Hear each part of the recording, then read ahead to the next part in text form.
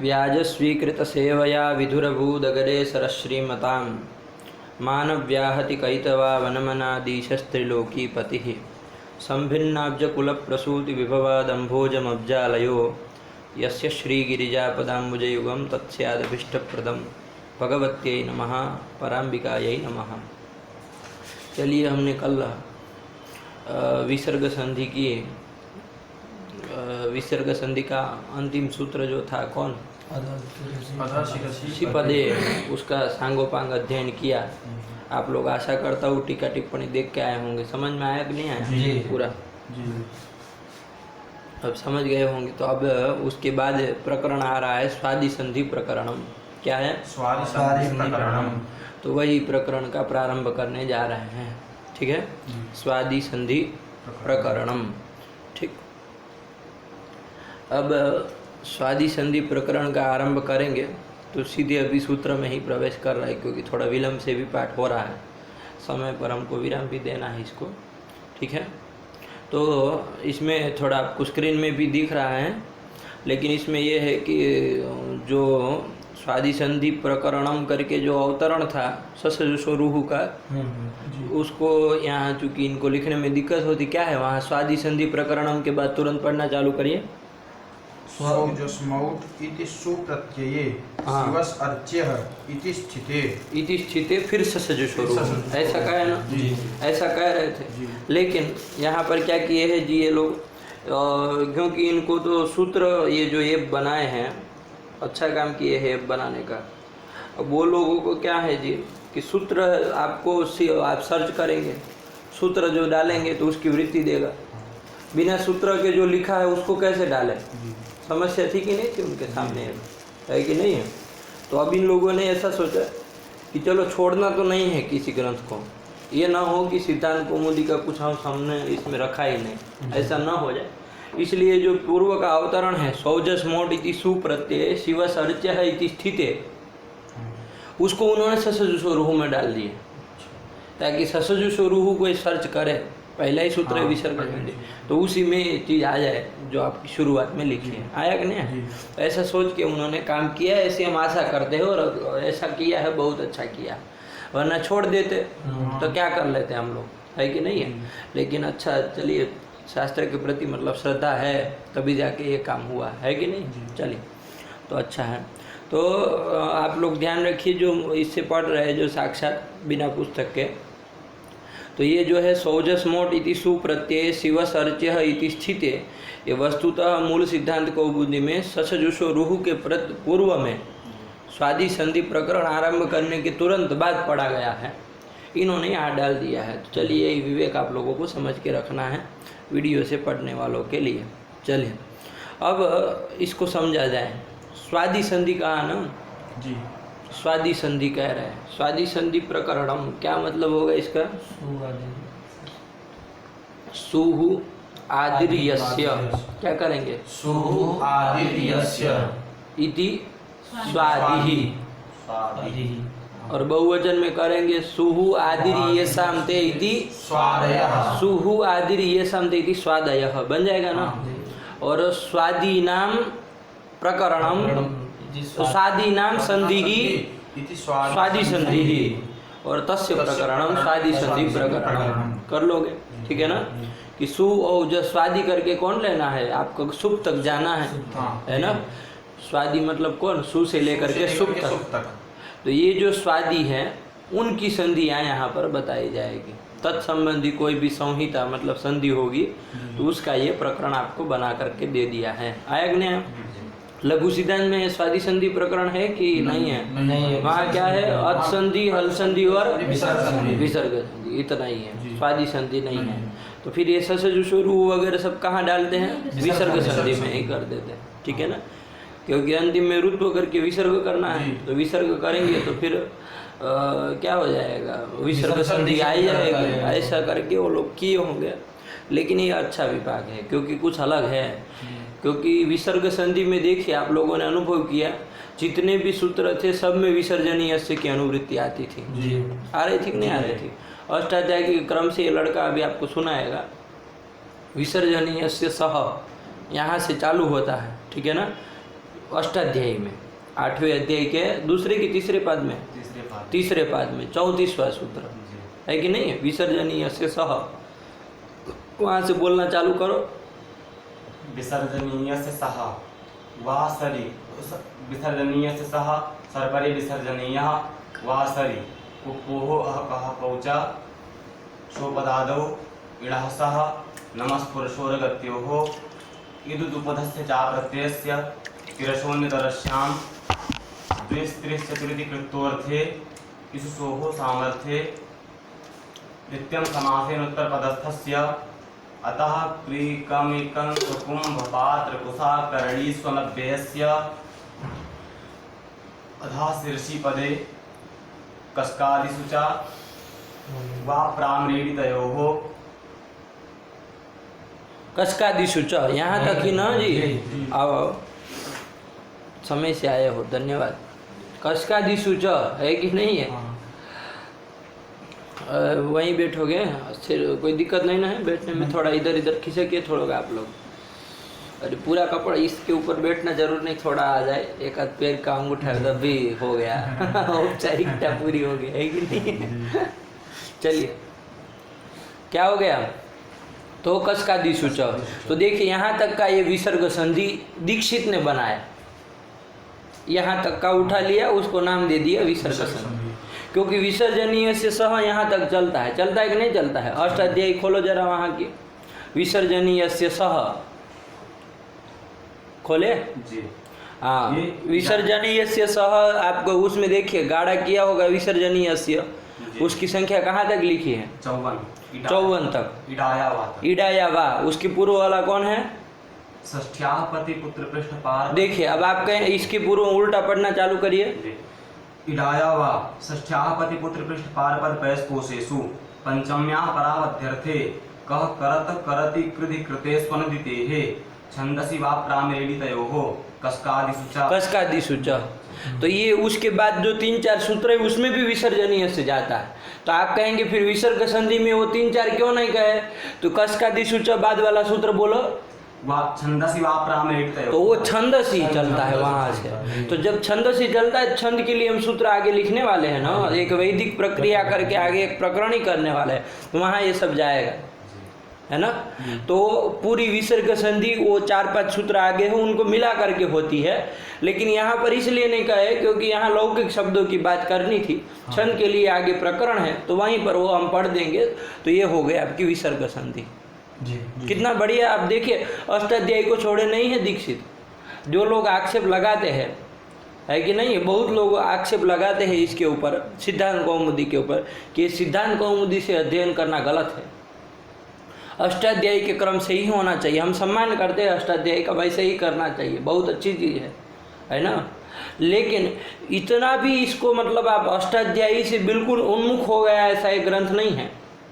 अष्टाध्यायी क्रम को ध्यान में रखकर लिखने वाला ग्रंथ। आप उधर आगे तद्धित में जाइए जरा, तद्धित में देखिए क्रम से आपको पता चलेगा पूरी अष्टाध्यायी दे दी गई, यही लगेगा आपको, है ना? यहाँ पर जो कि प्रक्रिया में कुछ शुरुआत में आगे पीछे करना पड़ा, है कि नहीं है? इधर पर ही उधर क्या कहते हैं यथ संधि में क्या क्या सब जहाँ जरूरत पड़ी, इको एंटी के बाद तस्मिन नीति ले लिए, इको एंटी 6ठ अध्याय का तस्मिन नीति उधर गए, आपका कहाँ कहते हैं प्रथमाध्याय में गए। तो ऐसा हुआ, प्रक्रिया की वजह से थोड़ा अष्टाध्यायी क्रम का भंग भी हुआ है, क्योंकि वो चले हैं प्रक्रिया के उद्देश्य से, है कि नहीं है?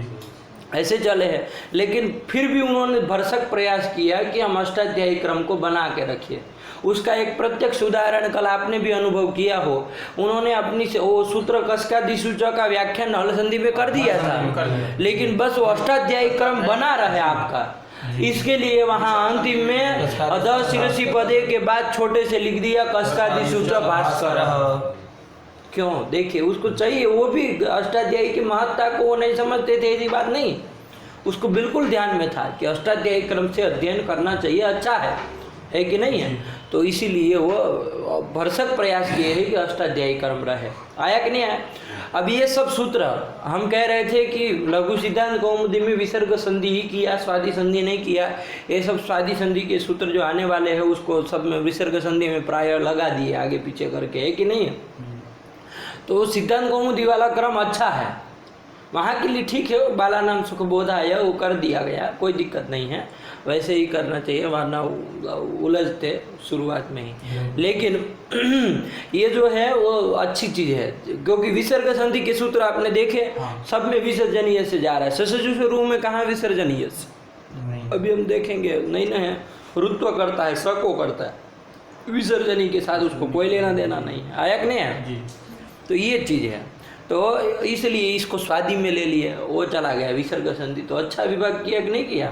तो चलिए, बहुत सुष्ठु विभाग किया, बहुत बुद्धिमत्ता से पूरा ग्रंथ लिखा जा रहा है। मैं आपको बस केवल यही बताना चाह रहा हूँ, बहुत बुद्धि लगानी पड़ी है इसको करने के पीछे, आया कि नहीं आया? तो वही उसको समझिए, मेहनत को भी। अब जो विद्वान एवं जानाति विद्वज्जन परिश्रम, तो आप लोग विद्वान हैं तो आपको जानना चाहिए विद्वज्जन का परिश्रम, कि इन्होंने कितना परिश्रम किया होगा। हम लोग तो ये वाले का भी परिश्रम अभी आपको बताया कि नहीं बताया, कितना परिश्रम किया होगा, है कि नहीं है? कि वो लिखनी है हमको सिद्धांत कौमुदी, तो वो सूत्र जो आ रहा है, और बिना सूत्र के वो लिख नहीं सकते ऐसे, क्योंकि सूत्र के रूप में उनको देना है पूरा सिद्धांत कौमुदी। अब सूत्र के अतिरिक्त भी इसमें लिखा गया है, तो उसको कहाँ डाले? तो उसने ऐसे संकलन कर लिया कि कुछ मतलब उसके लिए थोड़ा सिद्धांत कौमुदी का क्रम भी, व्युत्क्रम इनको भी करना पड़ा, लेकिन किए तो अच्छा काम। तो चलिए, तो ये सब जानना चाहिए कि कितनी सबको मेहनत लगी होगी, है कि नहीं है? चलिए, तो आया कि नहीं आया? तो ये कर दिए आपका, क्या कहते हैं, स्वादि संधि, आया कि नहीं आया? तो ये स्वादि जो है, सुप्रत्यय से लेकर के सुप पर्यंत ये तत् संबंधी जो संधियाँ हैं वो सब यहाँ पर अभी बताने जा रहे हैं, आया कि नहीं आया? तो स्वादि संधि प्रकरणम, अब क्या लिख रहे हैं, चलिए पढ़ा जाए उसको। क्या है, पढ़ो उसके आगे, अथ स्वादि संधि प्रकरण, फिर अस्वादि संधि प्रकरणम स्वौजस्मौट इति सूत्रे इति सुप्रत्यये शिवस् अर्च्यः इति स्थिते। देखिए उपक्रम बना रहे है ना, स्वादि संधि के सूत्रों को बताने के लिए।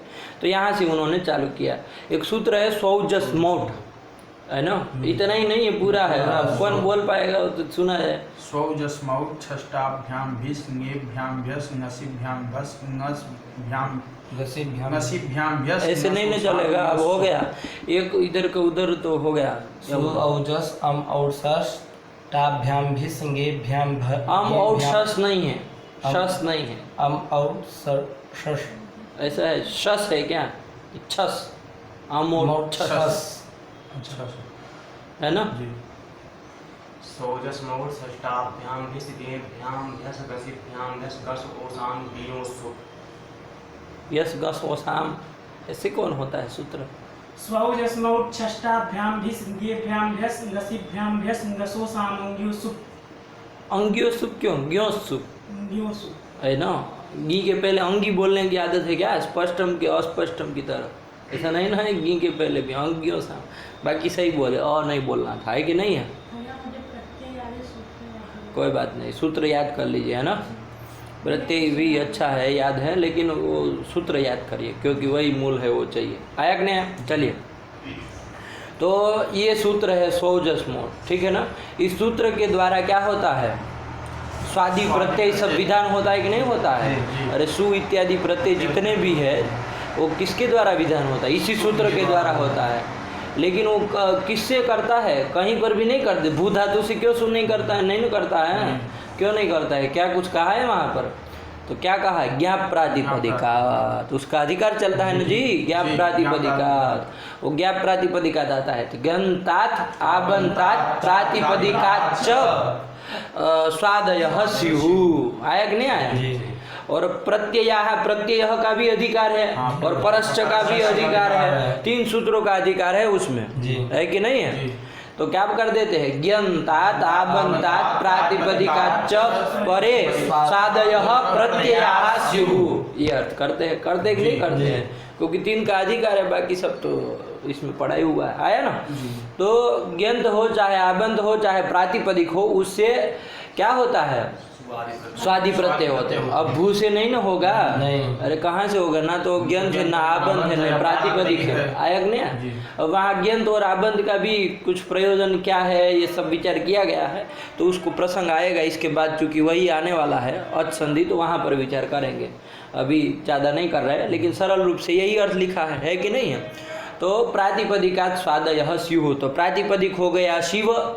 जी शिव प्रातिपदिक है कि नहीं है? अरे शिव की अर्थवद धातुर प्रत्यय प्रातिपदिकम, क्या कर देना? प्रातिपदिक संज्ञा कर देना, है कि नहीं है? अरे धातु भिन्न है कि नहीं है? प्रत्यय भिन्न है कि नहीं है? प्रत्ययांत भिन्न भी है। अरे शिव को आप क्या मानेंगे? अव्युत्पन्न प्रातिपदिक मानेंगे? दो पक्ष चलता है ना, तो अव्युत्पन्न प्रातिपदिक मानेंगे तो इसमें कोई प्रकृति कोई प्रत्यय कुछ नहीं, शिव एक अखंड शब्द है कि नहीं है? तो ये क्या धातु भिन्न प्रत्यय भिन्न प्रत्ययांत भिन्न हो गया कि नहीं हो गया? और अर्थवान है कि नहीं है? अरे वो जटाभावी जटा वो उनका बोध करा रहा है, जटाधारी का करा रहा है कि नहीं करा रहा है? तो फिर तो ये अर्थवान भी हो गया, तो इसकी प्रातिपदिक संज्ञा हो जाएगी। जब शिव प्रातिपदिक हो गया तो इससे पर में क्या हो जाएगा? सौजस्मोट सूत्र के द्वारा सुप्रत्यय हो जाएगा। तो वही तो लिख रहे हैं, सौजस्मोट इति सुप्रत्यय, लगा कि नहीं लगा?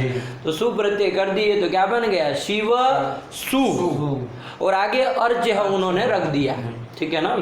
अर्च्य आगे पढ़ दिया। अर्च्य भी आप लोग समझ रहे हो, अर्च्य मतलब पूज्य।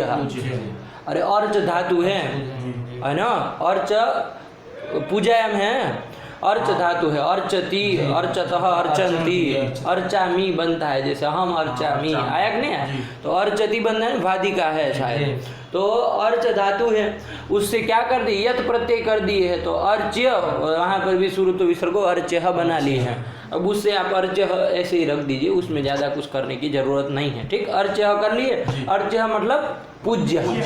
अरे जो पूजा करने योग्य है, सेवा करने योग्य है, आया कि नहीं आया? तो चलिए वही हो गया अर्च्य।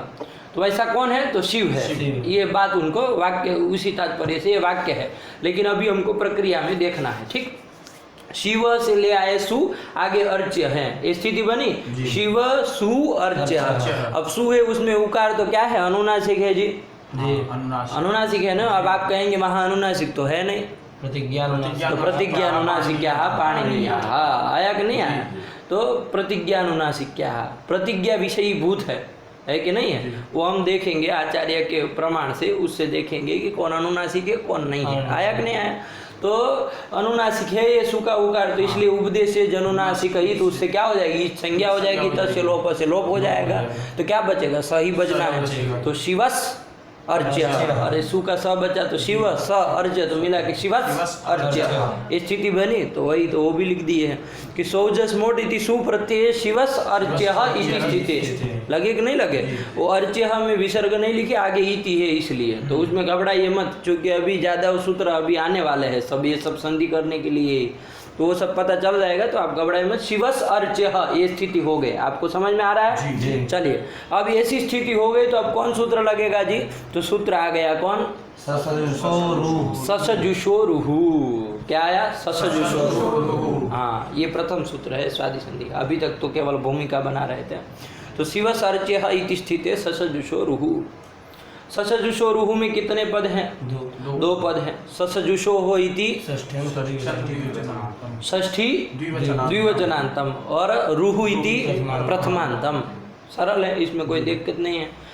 ससजुषो में कर लेना, क्या कर दोगे? सश्च सजुश्च इति ससजुषो। अरे प्रथमा द्विवचन में क्या बनेगा जी? अरे सश्च सजुश्च, आया कि नहीं? इसका लौकिक विग्रह क्या करेंगे? ससु सजुस्सु, इसका दो इतरेतर द्वंद्व चार थे द्वंद्व से समास कर दिए, प्रातिपदिक संज्ञा सुबलुक कर दिए, स और सजुस बचा। अब इतरेतर द्वंद्व किए हैं तो दो थे तो ओ लाएंगे, तो सजुस सजुस, उसके ओ लाओगे तो क्या बन जाएगा? सजुसौ बन गया कि नहीं बन गया? तो यही तो बन गया, सजुसौ, आया ना? तो यही प्रथमा द्विवचन में बन गया। अब इसका षष्ठी में करना होगा तो ओस लाएंगे, तो ओस लाएंगे तो क्या हो जाएगा? सजुस के बाद ओस ले आओ, मिला दो, ससजुसो हो, ऐसा होगा कि नहीं होगा? लेकिन ध्यान दीजिए, मैंने अभी ओस ही रखा, आप कहें घबरा रहे? ससजुसोस बना, अरे ओस को मिलाएंगे क्या बना? ससजुसोस बना कि नहीं बना? अब ये ससजुसोस का जो स है वो भी क्या है आपका? पदांत है कि नहीं है? तो इसको क्या कर देंगे? रुत्व कर देंगे कि नहीं कर देंगे? यही सूत्र से रुत्व हो जाएगा कि नहीं हो जाएगा? रुत्व हो जाएगा, क्या बन गया?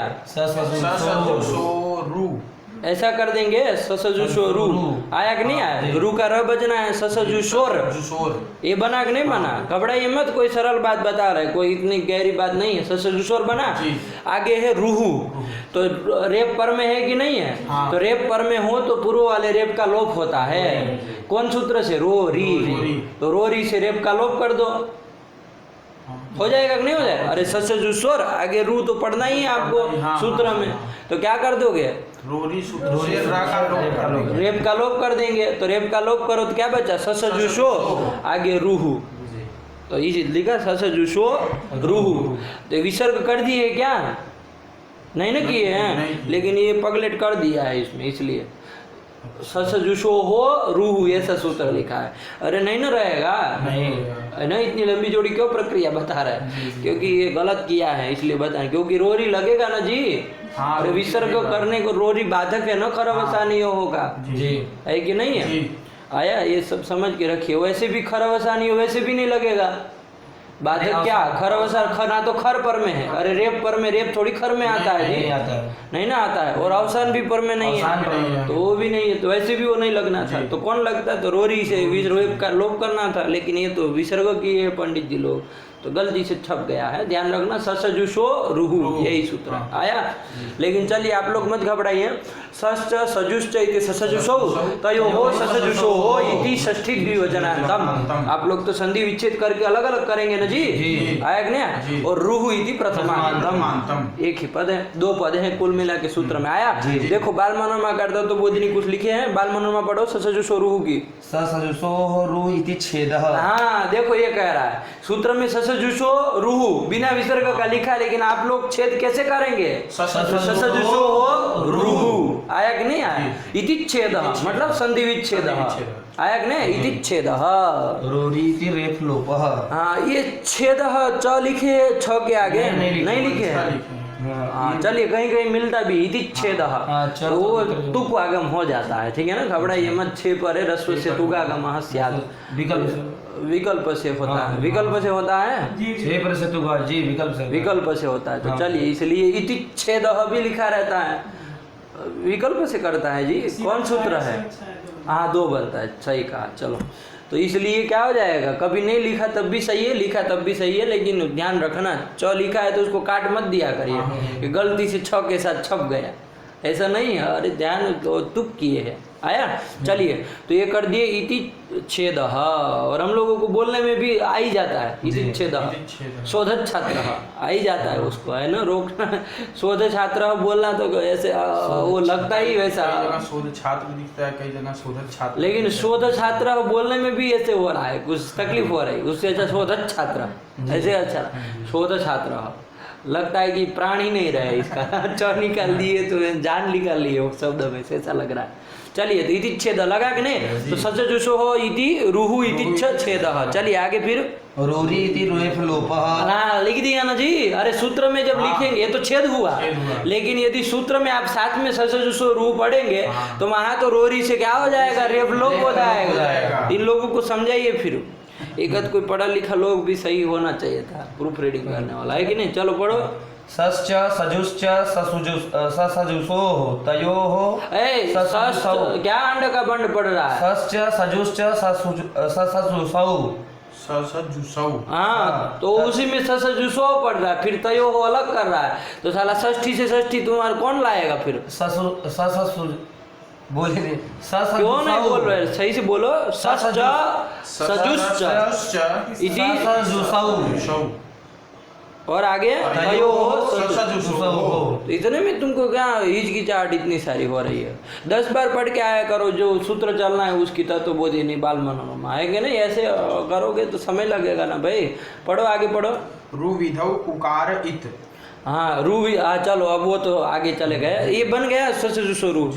सूत्र का स्वरूप आ गया आपके सामने, ससजुसो रूह। छेद करेंगे तो ससजुसो हो इति षष्ठी द्विवचनान्तम रूह इति प्रथमान्तम, ऐसे आपको करना है। लग गया? चलिए, अब इसका अर्थ हमको करना है। तो ससजुसो रूह कहाँ पढ़ा है आपका? 8वें अध्याय के दूसरे पाद के 66वां सूत्र है, ठीक है ना?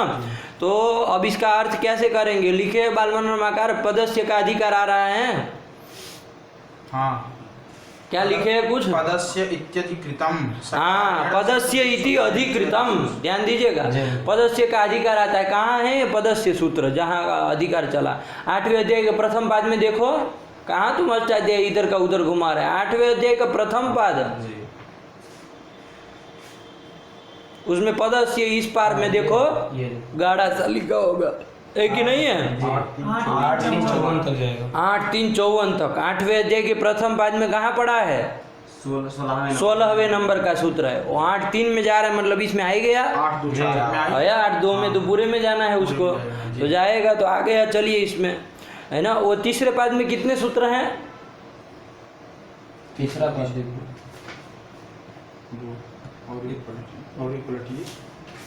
सब लोग अष्टाध्यायी लाइए ना, उसी के अष्टाध्यायी में सब घुस जाएंगे, कैसे हो? 119। और ये कहाँ तक जाता है? 54 तक। चलो पूरे में नहीं जाता, यही देखना चाह रहा, मैंने कहा पूरे में जाता हो तो इतना याद रह जाए, दूसरे तीसरे पूरा और प्रथम कुछ में, है कि नहीं है? लेकिन चलो नहीं है तो ध्यान रखना, याद होना चाहिए पदस्य कहाँ कहाँ तक जाता है। बार बार कितना देखेंगे? अब इतना भी आपको पता हो कि द्वितीय पद पूरे में जाता है तो इतना ध्यान में रहेगा, पदस्य तो आना ही है इसमें, है कि नहीं? द्वितीय 8वें अध्याय के दूसरे पाद का देख लिए तो उसमें पदस्य लगा ही देना। आया कि नहीं आया? इसमें भी पदस्य आएगा, आया कि नहीं आया? अब पदस्य तो ले आए, लेकिन उसका अन्वय कहाँ करें? तो उसने कहा कि पदस्य का हम क्या कर देंगे? विशेषण बना देंगे। किसका? स का और सजुष का, है ना? जी स का बना लेंगे, केवल स का, सजुष का नहीं, स का ही बना लेंगे। किसको? स का विशेष सह है ना। अरे सजुषो में स है और सजुष है, दोनों है। तो देखिए सजुषो तो समस्त है पद, है कि नहीं है? अब इसका आप तो तोड़ेंगे, यदि मान लीजिए तोड़ दीजिए दोनों को, तो सजुषो तोड़ेंगे तो कैसे बोलेंगे? सस्य। अरे अलग अलग करेंगे, षष्ठ्यन तो करना ही है ना। तो अरे दोनों साथ में थे तो आप ओस ले आए, यदि अलग अलग बोलते तो स का षष्ठी में क्या बनेगा? सस्य। और सजुष का क्या बनेगा? सजुषः। क्या बनेगा? यही बनेगा ना। अरे सजुष से गस लाओगे तो सजुषः मिला देना, सकारांत शब्द है वो, तो सजुषः बना कि नहीं? तो सस्य सजुषः, ये दोनों षष्ठ्यंत बन गए कि नहीं बन गए? ये अलग किया तब, यदि दोनों साथ में बोलते हैं समस्त तब तो ओस लाना है तो सजुषो हो, लेकिन तोड़ेंगे तो सस्य सजुषः ऐसे बनेगा। अब इसमें जो सस्य है उसमें विशेषण दे देंगे पदस्य, पदस्य सस्य, ठीक ऐसे आ रहा है। अब ये पदस्य विशेषण हो गए तो एक सूत्र है एण विधि तदंतस्य, विशेषणम तदंतस्य संज्ञा स्यात्। विशेषण जो होता है वो तदंत विधि हो जाती है ना, वो तदंत का बोध कराता है कि नहीं है? तो विशेषण कौन हो गया? पदस्य हुआ है, वो तदंत का बोध कराएगा, मतलब पदस्य पदांत का बोध कराएगा। तो अर्थ हो जाएगा पदांतस्य सस्य। क्या हो जाएगा? पदांतस्य सस्य। और सस्य में ही विशेषण दिए तो पदांतस्य को सजुष में मत घुसा देना, पता चला उसी में लगा रहे हो। देखो लिखा होगा, जहाँ पढ़ रहे थे वहां पढ़ो। तुम बोल रहे थे ना पदस्य इति अधिक, पदस्य इति अधिकृतम, अधिकृतम, पदस्य का अधिकार कर दिया, चल रहा है। हाँ, सजुष शब्देन च विशेष्य विशेष्यते। अच्छा ऐसा कह रहे हैं। फिर आगे बोले अतस्तदंत विधि, फिर अतस्तदंत विधि। अच्छा दोनों में विशेषण दे दिया, चलो दोनों में दे दिया कोई बात नहीं, मैंने एक में ही दिलाया 100 में, लेकिन वस्तु तो सही यही है, क्योंकि मुझे खटक तो रहा ही था वो, क्योंकि जब समस्त है तो आप एक देशान्वय कैसे कर सकते हैं? जी नहीं ना कर सकते, दोनों में तो हाँ दोनों में करना पड़ेगा, तो दोनों में ही उन्होंने किया। अच्छा है, चलिए अर्थ विचार बाद में करेंगे। लेकिन क्या होगा? ससजुषो में पदस्य विशेषण हो जाएगा, वो विशेष हो जाएगा, विशेषणत्वात् तदंत विधि हो जाएगी।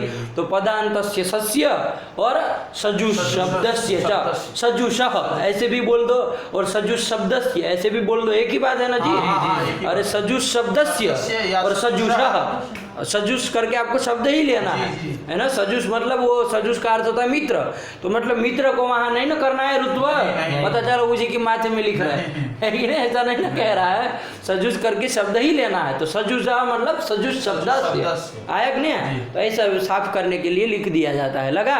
तो क्या कर दिया कि पदांत यदि सकार हो, है ना, चाहे सजुष शब्द हो तो उसको क्या किया जाएगा? उसके रुत्व होता है, रूहु स्यात्। ये अर्थ आया कि नहीं? एक बार मुझे एक पुस्तक दीजिए ना, आप कहाँ का कहाँ से पढ़ते कुछ नहीं समझ में आता है, कभी ये कहीं से उठा लिया, कभी ये कहीं से उठा लिया है। एक पुस्तक रखा करिए, है ना। कौन पढ़ रहे थे? पढ़िए फिर से, कहाँ से कौन टीका पढ़ रहे थे जी? बाल मनोरमा। बाल मनोरमा कहाँ से पढ़ रहे? रोरी रेपलोप हो गया। हाँ। सज्जु षष्ठ तयो विग्रह रूवित उकार तत्फलम तनुपदम वक्ष्यते स इति सकार विवक्षित आकार उच्चारण पदस्य इति अधिकृतम सकारेण सज्जु शब्देन च विषय। देखिए ये सब छोड़ दिया और पढ़ने लगे सीधे पदांतस्य में।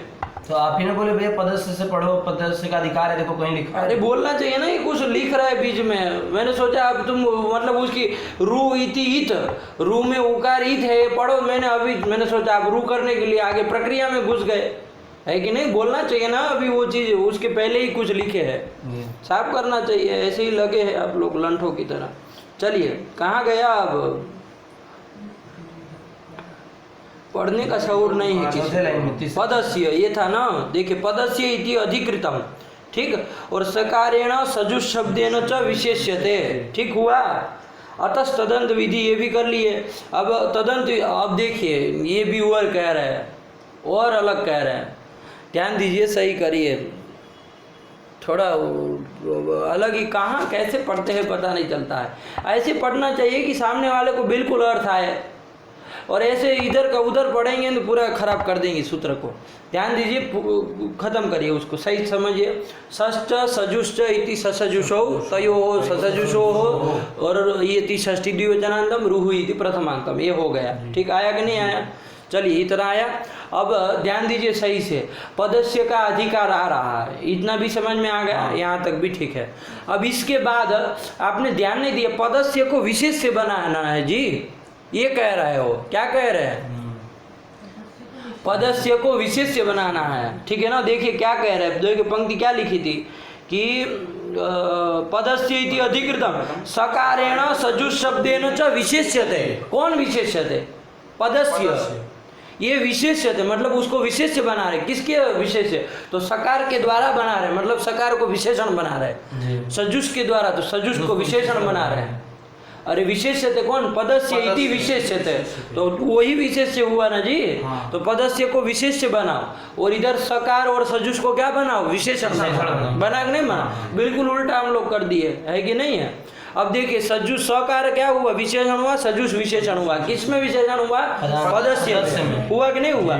अब देखिए विशेषणत्वा तदंत विधि होगी, तो विशेषण कौन है? स और सजुष, यही है ना? स और सजुष, है कि नहीं है? ये आपके क्या है? विशेषण है। तो विशेषण तो तदंत विधि करे। स मतलब सकारांत, अरे स मतलब शांत, शांत मतलब सकारांत, यही हुआ ना? और सजुष मतलब सजुष शब्दांत, आया कि नहीं आया? ये अर्थ करना है। तो सकारांतस्य पदस्य और सजुष शब्दांतस्य पदस्य, ये अर्थ आएगा। आया कि नहीं आया? इसको क्या होता है? रुत्व होता है, ऐसे अर्थ करना है। घुमा के कर रहे हैं, ध्यान दीजिएगा, ठीक है ना? घुमा के कर रहा है। वो मूल में तो फलितार्थ कथन कर दिया, लेकिन तरीका यही सही है, ऐसे ही करना चाहिए, है कि नहीं है? तो क्या कर दिया? सकारांतस्य सजुष शब्दस्य च पदस्य क्या स्यात्? रुहु स्यात्। आया कि नहीं आया? सकारांत जो पद होगा उसको रू होगा, और सजुष शब्दांत जो पद होगा उसको रू होगा। इसमें कौन सी कठिन बात है जी? नहीं आया समझ में? आ गया? अब ये अर्थ हुआ। अब देखिए जैसे शिवस अर्च्य स्थिति बनी थी ना सु करने पर, शिवस, यहाँ सकारांत पद है कि नहीं है? सकारांत पद, कौन सकारांत पद है? शिवस, ये सकारांत पद हो गया। इसको रू करना है। अब इसको रू करना, पूरे पद के स्थान में रू कर देना है क्या? नहीं ना करना है। अरे रू का र ही बजता है ना, तो ये क्या है? अल है। क्या है? अल है। तो अल आदेश क्या होता है?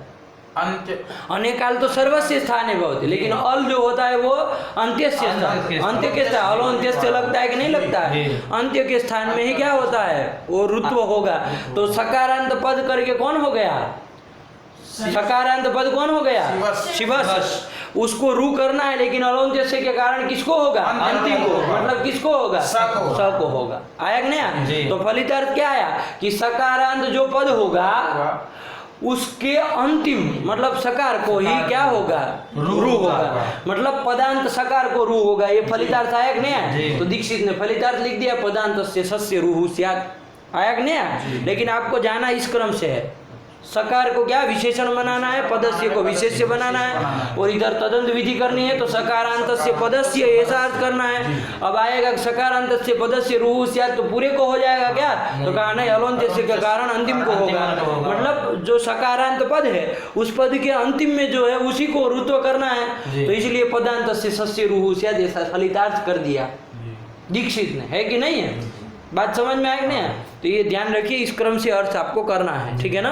वो फलितार्थ है, आप सरल के रूप में उसको याद रख लेंगे तो काम चल जाएगा, लेकिन अर्थ कैसे निकला तो ऐसे निकला, लगा कि नहीं? चलो पढ़ो, क्या कर दिए कि सकारांतम यद सकारांतम, देखिए तोड़ तोड़ के कर रहा है कि सकारांतम और सजुष शब्दांतम च यत् पदम तस्य रूह स्यात्, तोड़ के कर दिए और कुछ नहीं, हम लोग सीधे कर रहे थे सकारांतस्य पदस्य रूह स्यात् और सजुष शब्दांतस्य च पदस्य रूह स्यात्, ऐसे कर दे रहे थे, उन्होंने तोड़ के बोले कि सकारांतम यत् पदम तस्य रूह स्यात्, सजुष शब्दांतम यत् पदम तस्य रूह स्यात्, तोड़ के लिख रहे, कोई दिक्कत नहीं, ठीक। और सच अलोन्त्यस्य इति अंत्यस्य भवति, आया कि नहीं आया? और अलोन्त्यस्य के कारण वो भी अंतिम को होगा, पूरे सकारांत पद शिवस को नहीं ना कर देना है, अंतिम को ही अलोन्त्यस्य से करना है। ततश्च फलितमाह, इसलिए चूंकि अंतिम को ही करना था तथा इसलिए क्या कर दिया फलित अर्थ दीक्षित जी ने लिख दिया, क्योंकि आप सरल से समझ जाए, क्या लिख दिया पदांतस्य सस्य रूह स्यात्, ये फलितार्थ है ना? वरना अधिकार लाएंगे और विशेष विशेषण बना करके तदंत विधि करेंगे तो ऐसा अर्थ लाभ नहीं होगा, होगा क्या? नहीं ना हो पाएगा, तो इसलिए ये कर दिए, लगा? चलिए समझ के रखिएगा ध्यान से, चलिए कर दिए। अब आइए मूल में चला जाए, ठीक? बाद में टीका टिप्पणी अपने से देखते रहना, न समझ में आए तो पूछना, ठीक? चलिए क्या आया, अब फलितार्थ को ही पढ़ा जाए। पदांतस्य सस्य सजुष शब्दस्य च रूह स्यात्, ये कर दिए कि नहीं कर दिए? देखो क्या स्थिति थी, शिवस अर्च्यः, तो यहाँ पद कौन हो गया? शिवस। ये पदांत सकार मिला कि नहीं मिला शिवस में? ये पद था तो पदांत सकार मिल गया, उसको क्या होगा? रूह होगा, आया कि नहीं आया? रूह होना चाहिए, होना चाहिए कि नहीं होना चाहिए? और इसी तरह सजुष शब्द को भी होगा, सजुष शब्द को भी, सजुष शब्द है ना, उसको भी क्या होगा? रूह होगा, और अनंत से के कारण अंतिम शकार को ही होना है, तो ये सजुष अलग से कहने की क्या जरूरत थी जी?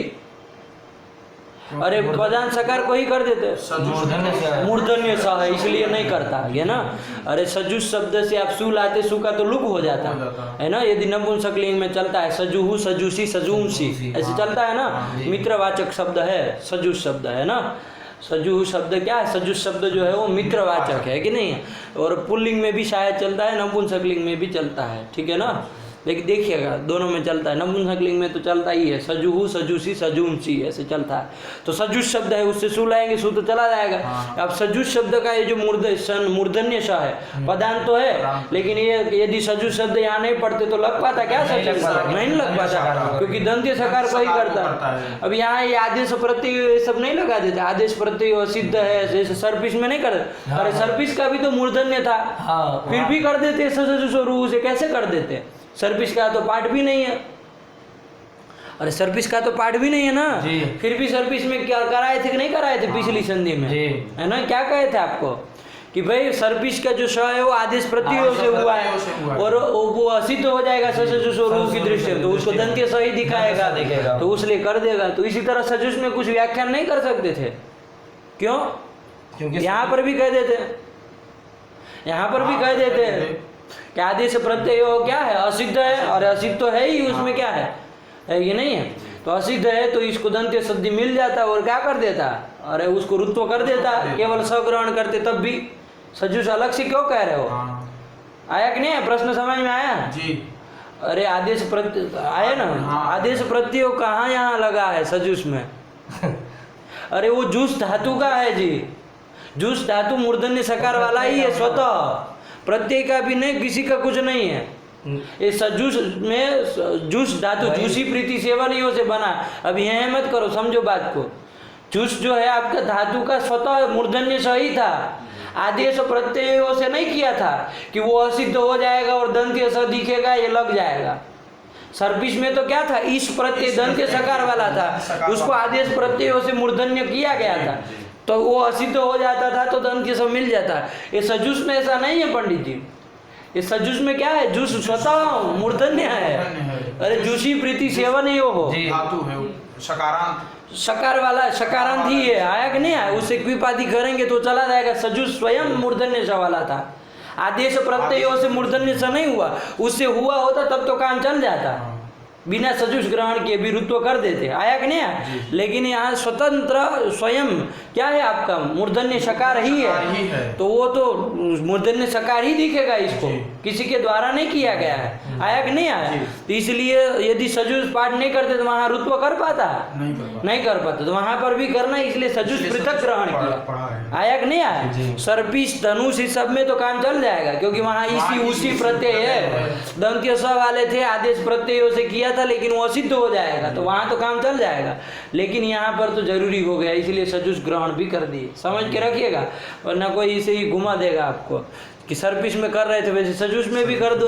अब आप लोग तो प्रक्रिया भी नहीं देखेंगे, हाँ हाँ करते रहेंगे, है कि नहीं है? अरे प्रक्रिया देखनी चाहिए ना कि यहाँ कहाँ आदेश प्रत्यय लगा, ये पूछना चाहिए था, आया कि नहीं? चलो, तो क्या आया? सजुष ग्रहण भी करना चाहिए, ये भी देख लिए हम लोग। तो चलिए क्या कर दिया, अर्थ क्या हुआ? सरल अर्थ, पदांतस्य सस्य सजुष शब्द से तो यहाँ शिव सर्ज्य में आई है, इसी तरह सजुष में लग जाएगा ना। अरे सजुष से नपुंसकलिंग में सु लाएंगे, सु का लुक कर देंगे समूह नपुंसकात, सजुष मूर्धन्य सकारांत शब्द पड़ा हुआ है कि नहीं है? है कि नहीं है? सजुष मूर्धन्य सकारांत आप लोग पकड़ पा रहे हैं कि ऐसे ही चल रहा है? ये लोग नहीं ना समझ में आ रहा है? आ रहा है। चलिए, तो सजुष शब्द मूर्धन्य सकारांत बना अभी, अब इसको क्या कर देंगे? सजुष हो रहा लग जाएगा कि पद सजुष शब्द को भी क्या हो जाएगा? पदांत से सजुष शब्द से रू है ना, तो सजुष शब्द का पदांत जो मूर्धन्य से उसको रुत्व कर देना, तो क्या बन जाएगा? सजु, ये बन जाएगा। बना कि नहीं बनेगा? आए समझ में बात? तो ये तो सजु में कर देंगे, ठीक है ना? ये चूंकि उसके साथ पढ़ा इसलिए उसका एक उदाहरण ही है, तो उसको समझ लेना चाहिए, इसलिए बता दिए। अब आइए पदांत सकार के तो अनेक उदाहरण मिलने वाले हैं, हम लोग प्रकृत में चलते हैं, ठीक? पदांत सकार को भी क्या रुत्व होता है? जैसे शिवस अर्च्य, तो शिवस पद है, पदांत सकार मिल गया, उसको रुत्व हो जाएगा, हो जाएगा कि नहीं हो जाएगा? लेकिन आप रुत्व करेंगे, कोई प्रश्न करेगा, क्या प्रश्न करेगा? ये प्रश्न करेगा कि क्या कहा? पदांत से सस्य, ये कहा ना, सस्य मतलब कौन शब्द का ये षष्ठी में बना? सस्य, स शब्द, अकारांत स शब्द, सकारांत नहीं, अकारांत स शब्द है कि नहीं है? तो और सूत्र में भी अकारांत स का ग्रहण किए हैं, तो पदांत स मतलब कैसा होना चाहिए? अकार विशिष्ट होना चाहिए ना। ये शिवस में तो क्या है? हल है भाई, अरे हल है ना, अकार नहीं ना है, तो अकार वाला स ऐसा होता तब उसको करते, तो स हल है ना जी, उसको कैसे रुत्व करेगा? सूत्र में तो स अकार वाला पड़ा है कि नहीं पड़ा है? तो कैसे से सजुषोरुहु लगाओगे बताओ? अरे पदांतस्य सस्य, ऐसा कह रहे हो, है कि नहीं? मतलब अकार विशिष्ट ही स शब्द है कि नहीं है? तभी तो आप स्य कर पाए, सस्य रामस्य की तरह कर पाए, है कि नहीं है? तो फिर अकार मतलब कहने का तात्पर्य कि हल स शब्द को रुत्व नहीं कर रहा है, कैसे? अकार विशिष्ट यदि स है उसको कर रहा है, ऐसा नहीं आ रहा है। पदांत से सस्य रुहु स्यात् ऐसा कह रहे हैं तो नहीं आ रहा है, तो फिर शिवस में कैसे लगा रहे हो? नहीं लग पाएगा। कोई प्रश्न करेगा तो क्या करोगे? तो उसको कहना है कि पंडित जी सूत्र में जो सजुषोरु में वहाँ अकार किया कि नहीं किया है? स पूरा लिखा है, हल नहीं लिखा है, तो वहाँ जो पूरा लिखा है अकार जोड़े है, उसमें वो उच्चारणार्थ जोड़े है। क्या जोड़े है? अकार उच्चारणार्थ। इसका ये मतलब नहीं कि अकार विशिष्ट जो स है उसी को रुत्व करेगा, ऐसा अर्थ नहीं है। वो अकार तो केवल बस उच्चारणार्थ रखे। अरे वहाँ अकार हटा दो, मान लो अकार को तो करना नहीं, सकार को ही करना है, तो कैसे बोलोगे? बोल के दिखाओ, बोल के दिखाओ। अकार वहाँ से हटा दे, सजुषोरु में पहले वाला जो सकार का आकार है उसको हटा दे, तो कैसे बोलोगे? स आधा और उसके बाद सजुष बोल के दिखाओ, नहीं ना हो पाएगा। अरे अचम विना व्यंजन से उच्चारणम अपि न भवति, भगवान भाष्यकार लिख के चले गए, है कि नहीं है? कि न पुनरंतरेणाचम व्यंजन से उच्चारणम अपि भवति। क्या? अंतरेण मतलब बिना, तो अचम अंतरेण मतलब अचम बिना व्यंजन से उच्चारणम अपि नहीं भवति। आज के बिना व्यंजन का उच्चारण भी नहीं कर सकते हो, नहीं ना कर पा रहे हो। अरे इधर बोल के दिखाओ। अरे लोगों को एक सा बोलना समस्या होती है, इधर दो दो सा बोलना है, एक आधा वो पूरा। आया कि नहीं आया? नहीं ना बोल पाए, कैसे हो जाएगा? ऐसे ही जैसे कहे कि हकला रहा है, है कि नहीं है। चलिए, तो ऐसा ना हो जाए इसलिए ध्यान रखिए, अकार उच्चारणार्थ जोड़ा है ना, आपके ऊपर कृपा की है भगवान पाणिनि जी ने, तो क्यों उसको अन्यथा कर रहा है कि नहीं है। नासूया कर्तव्या यत्रानुगमः क्रियते आचार्य, क्या नासूया कर्तव्या यत्रानुगमः क्रियते आचार्य, यत्र आचार्य ही अनुगमः क्रियते, जहाँ आचार्य आपके ऊपर अनुगम मतलब एक आपकी व्यवस्था के लिए एक अनुगम कर रहे हैं, कृपा दृष्टि बरसा रहे हैं, बताइए। और उस समय आप यदि असूया करने चले कि अरे ये तो पदांत सकार को मतलब ऐसे अकार विशिष्ट सकार को रुत्व करता है, तो ये कहाँ शिवस में नहीं कर पाएगा, ये सब आप दोष असूया करेंगे, निंदा करेंगे, ये तो गलत हो जाएगा ना जी। तो नासूया करते असूया न कर्तव्या यत्र आचार्य ही अनुगमः क्रियते, जहाँ आचार्य लोग अनुगम करते हैं वहाँ असूया नहीं करनी चाहिए।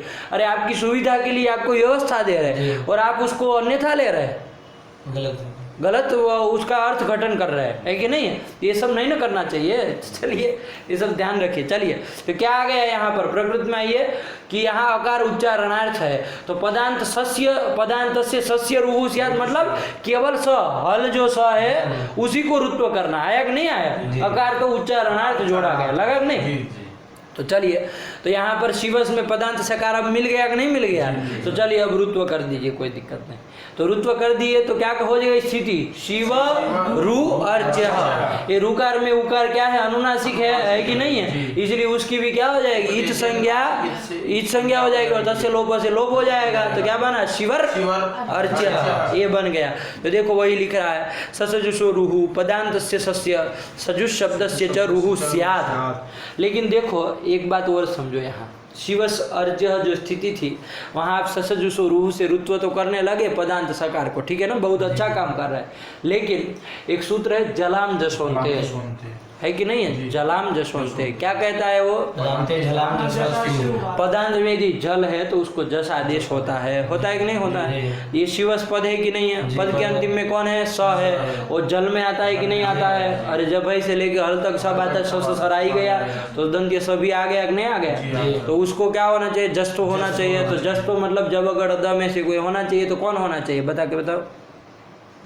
सकार है, दकार होना चाहिए। अरे इतनी देर लगती है क्या जी, अरे उसका अंतरंग वो कौन है सबसे मतलब अंतरतम कौन है जी, अरे जबगढ़ द में से सकार का अंतरतम कौन है, स्थान देखो, अरे स का कौन स्थान है पागलो, बोल दे रही है तो फटाफट आप लोग अभी सा जू जब कर रहे हैं। अरे कौन है सकार का, दंत्य स्थान है ना, जबगढ़ द में दंत्य स्थान वाला कौन है जी, दो। तो इतनी क्या सोचनी भाई, अंतरतम में देखिए ना, सादृश्य देखिए कि सबसे सदृश कौन है। अरे सदृशतम आदेश स्यात्, प्रसंगे सती सदृशतम आदेश। देखिए एक ही सकार के स्थान में जब अगर द पांचों प्राप्त हो गए कि नहीं हो गए, तो अनेक आदेशों की प्रसंग मतलब प्राप्ति, तो अनेक आदेशों की क्या हो गया, प्रसंग हो गया कि नहीं हो गया, प्राप्ति होगी कि नहीं होगी। तो प्रसंगे सती मतलब प्राप्ते सती कौन आदेश करना चाहिए, तो कहा सदृशतम आदेश स्यात्। कौन कहता है ये, स्थानेंतर। तो सदृशतम आदेश तो कौन सा सदृशतम है, अरे ये जो है आपका कौन स, वो दंत्य है, तो उसका सदृशतम कौन होगा, स्थान से लीजिए द ही होना है। तो द प्राप्त था कि नहीं था उसके द्वारा, द प्राप्त था, शिवस में स को द भी प्राप्त था, किस सूत्र के द्वारा, और सचजुषो रुहु के द्वारा रुत्व भी प्राप्त है, दोनों प्राप्त है। अब दोनों कौन लगे, तो दोनों का सूत्र संख्या देख लिया जाए कि नहीं देख लिया जाए, पता चल जाएगा अभी कौन लगेगा। तो ये ससजुषो रुहु तो आपका 8 2 66 का है, वो कहाँ का है जी,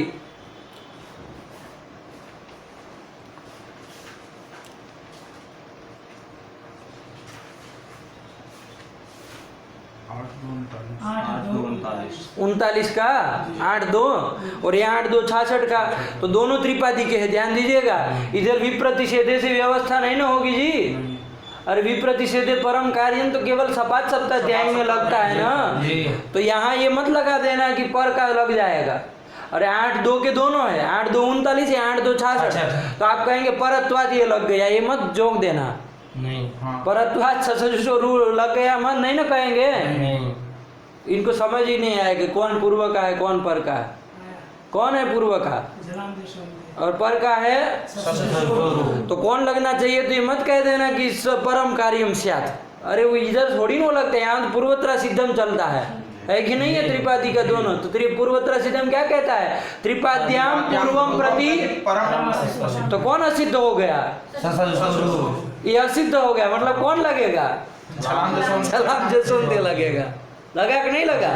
अरे जलाम जसवंत लग गया तो कहाँ रुत्व करने चले वो? कोई प्रश्न करेगा कि नहीं करेगा? अरे त्रिपाद्याम पूर्वम प्रति परम असिद्धम स्यात्, तो कौन लगना चाहिए? अरे पूर्व वाला ही लगना चाहिए। दोनों त्रिपादी के होंगे तो पूर्व वाला ही लगेगा। तो जलाम जसवंत लगेगा 39 वाला, 8 2 39 वाला, है कि नहीं है? तो वो लग जाएगा। तो यहाँ शिवद अर्चे ऐसा बनना चाहिए। आप कहाँ रुत्व करके चलने जाए? प्रश्न होगा कि नहीं होगा? ये प्रश्न है, ध्यान रखिएगा। फंसा देगा कोई, है कि नहीं? पूछ लेगा, तो ध्यान रखिए। आया? अब इसका उत्तर क्या देंगे जी? क्या उत्तर इसको दिया जाए? तो इसका उत्तर ये दीजिए कि पंडित जी ससजुषरो क्या करता है? पदांत स को रुत्व करता है। सजुष को छोड़ दीजिए, पदांत स को रुत्व करता है कि नहीं करता है? अब पदांत स को रुत्व करता है तो जहाँ जहाँ इसकी प्राप्ति है ससजुषो रुहु की, वहाँ वहाँ उसकी प्राप्ति है कि नहीं है? किसकी? जलाम जसवंत, क्योंकि जल में स आ ही गया। और पदांत जल मतलब वो पदांत स को ही वो करता है, तो वो पदांत जल होगा ही हमेशा के लिए। तो उसको हर बार यदि वो क्या कर दे, जस्तो कर देगा, तो ये खाक छानेगा ससजुषो रुहु, ये क्या करेगा? पदांत स को व्यर्थ हो गया। फिर तो आया कि नहीं आया? तो वही विशेष सूत्र हो गया कि नहीं हो गया? अरे एक तो क्या हो जाएगा? बाधक हो जाएगा। कौन हो जाएगा बाधक? ससजुषो रुहु का बाधक हो जाएगा। क्या बोल रहा है लड़का? जलाम जसवंती का बाधक हो जाएगा। तो तुम क्यों उल्टा बोल रहे हो? कौन बाधक हो जाएगा पूछ रहे, तो जलाम जसवंती क्यों बोल रहे? कौन बाधक होगा? ये बाधक किसका बाधक होगा? है ना? आया कि नहीं है? क्योंकि विशेष सूत्र है, तो विशेष सूत्र के द्वारा सामान्य सूत्र का क्या बाध हो जाएगा? बाध हो जाएगा। क्या हो जाएगा? बाध हो जाएगा। आया कि नहीं आया? ये समझ में आया? एक अपवाद के लिए एक परिभाषा भी है ना कोई, ये ना प्राप्ति यो विधि आरभ्यते। ये सब अंड क्यों बोलते हो जी? आप लोगों को आदत लगी है क्या? ये ना प्राप्ते यो विधि आरभ्यते स तस्य बाधको भवति। इसको लिखिए फटाफट। ये ना प्राप्ते यो विधि आरभ्यते स तस्य बाधको भवति।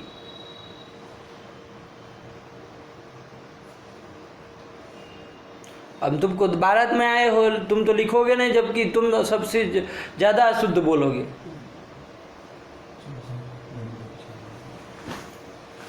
चलो अभी देखो, बाद में याद कर लेना, ठीक है? लिख लेते हैं बाद में रिकॉर्डिंग में। अभी लिखना चाहिए कि बाद में लिखना चाहिए? अभी लिखाएंगे फिर। जो कह रहा कि हम लिख ही लेते हैं बाद में, ये कौन तरीका है जी? अभी लिखना है। चलो अभी छोड़ो। तो ये ना प्राप्ति यो विधि आरभ्यते, ये ना प्राप्ति। ना प्राप्ति में क्या है? न प्राप्त इति अप्राप्त, और न अप्राप्त उसको केवल संधि करके ना प्राप्ति बना है। तो दो नहीं हो गए कि नहीं हो गए? तो दो नहीं आते। आप न गच्छति इति न मतलब अवश्य जाइए। अरे दो नहीं आए मतलब अवश्य प्राप्त। अरे ना प्राप्ति मतलब अवश्य प्राप्ति। आया कि नहीं आया? ये नहीं समझ में आता? अरे आप न जाइए, एक ही न हो तो निषेध किया, लेकिन ऐसा कहा जाए आप न जाइए, ऐसा मत करिए, ऐसा न करिए, मतलब अवश्य जाइए। ये आ रहा है कि नहीं आ रहा? तो इधर भी ये आया, ना प्राप्ति मतलब अवश्य प्राप्ति, ये हो गया। आया कि नहीं आया? तो नहीं द्वयस्य दार्ढ्य बोधकत्व ऐसा बोला जाता है। नहीं द्वय क्यों? कि दार्ढ्य बोधन कराने के लिए, दृढ़ता बढ़ाने के लिए। आया कि नहीं आया? तो क्या कर दिया? ये ना प्राप्ते यो विधि आरभ्यते। तो ये न अवश्य प्राप्ते यो विधि आरभ्यते, ऐसे बोल दीजिए तो अर्थ समझ में आ जाए। ये न अवश्य प्राप्ते यो विधि आरभ्यते। देखिए यहाँ शिवस अर्च्य में अवश्य प्राप्ति किसकी है? जलाम जसवंत है कि नहीं? अरे पदांत सकार जहाँ मिलेगा वहाँ सब जगह किसकी प्राप्ति? इसकी अवश्य प्राप्ति है कि नहीं? जलाम जसवंत की प्राप्ति है ही, क्योंकि पदांत जल मिल ही गया। अरे पदांत जहाँ रहेगा वहाँ पदांत जल मिल ही गया, तो उसकी अवश्य प्राप्ति है कि नहीं है? तो जिसकी ये न अवश्य प्राप्ति मतलब जलाम जसवंत इत्यने न अवश्य प्राप्ति यो विधि आरभ्यते। कौन विधि आरभ्यते? इति विधि आरभ्यते। तो सविधि जो आरंभ करवाने वाली विधि है कौन? ससजुषो विधि। तो सविधि तस्य मतलब जलाम जसवंत इत्यस्य बाधको भवति। आया कि नहीं? तो इसका बाधक हो जाएगा, मतलब अपवाद हो जाएगा।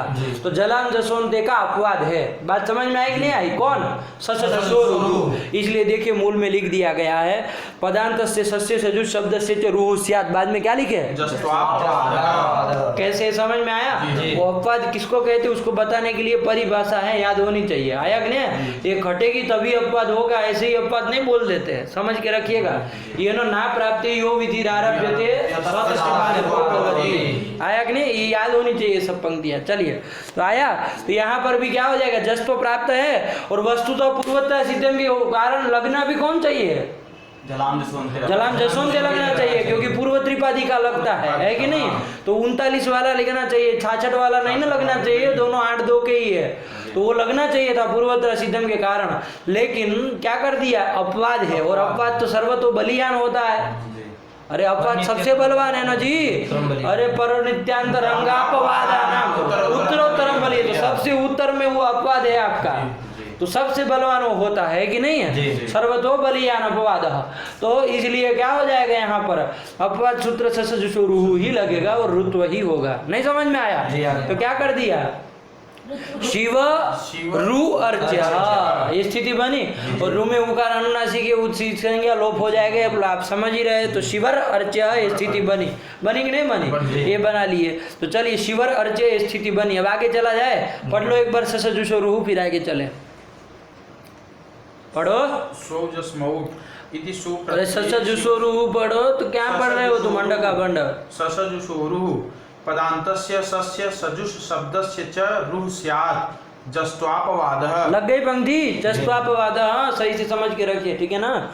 चलिए, वरना लगेगा कि ये जस तो इधर कहाँ आया, इधर कहाँ जस तो वस्तु, क्योंकि कभी विचार ही नहीं किया ना हम लोग। इस तरह का आदत नहीं है कि सब कौन कौन सूत्र प्राप्त है, विचार नहीं ना करते। कभी भी हम लोग रामस में विचार नहीं किए कि जलाम जसोंते की भी प्राप्ति है। कोई भी विचार करता है क्या? जब भी राम की सिद्धि करते हैं तो कोई जस्तों का जिक्र भी नहीं करता है। तो इसलिए थोड़ा वैसे भी लग रहा है, थोड़ा अनसुना भी लग रहा है, नहीं लग रहा है? लग रहा है, लेकिन लिखा है, ध्यान रखिएगा। कोई यदि रोक दे, आपको टोक दे, तो फिर निकलना मुश्किल हो जाएगा, यदि ये परिभाषा याद ना हो। यह ना प्राप्ति जो विधि, और यदि ये याद होगी तुरंत घटा के फटाक से सदस्यवाद को बहुत ही घटा देंगे, ससजुषोरुः अपवाद है, वो बाधक हो जाएगा उसका, है कि नहीं? तो फिर खत्म, अब उसके अतिरिक्त कुछ चाहिए ही नहीं। आया? चलिए, तो यही जस्त्वापवाद। तो शिवर अर्च्य स्थिति बन गई ना जी, ये बन गई। अब इसकी टीका टिप्पणी देख लेना, सब चीजें बातें आई गई है, ठीक है ना?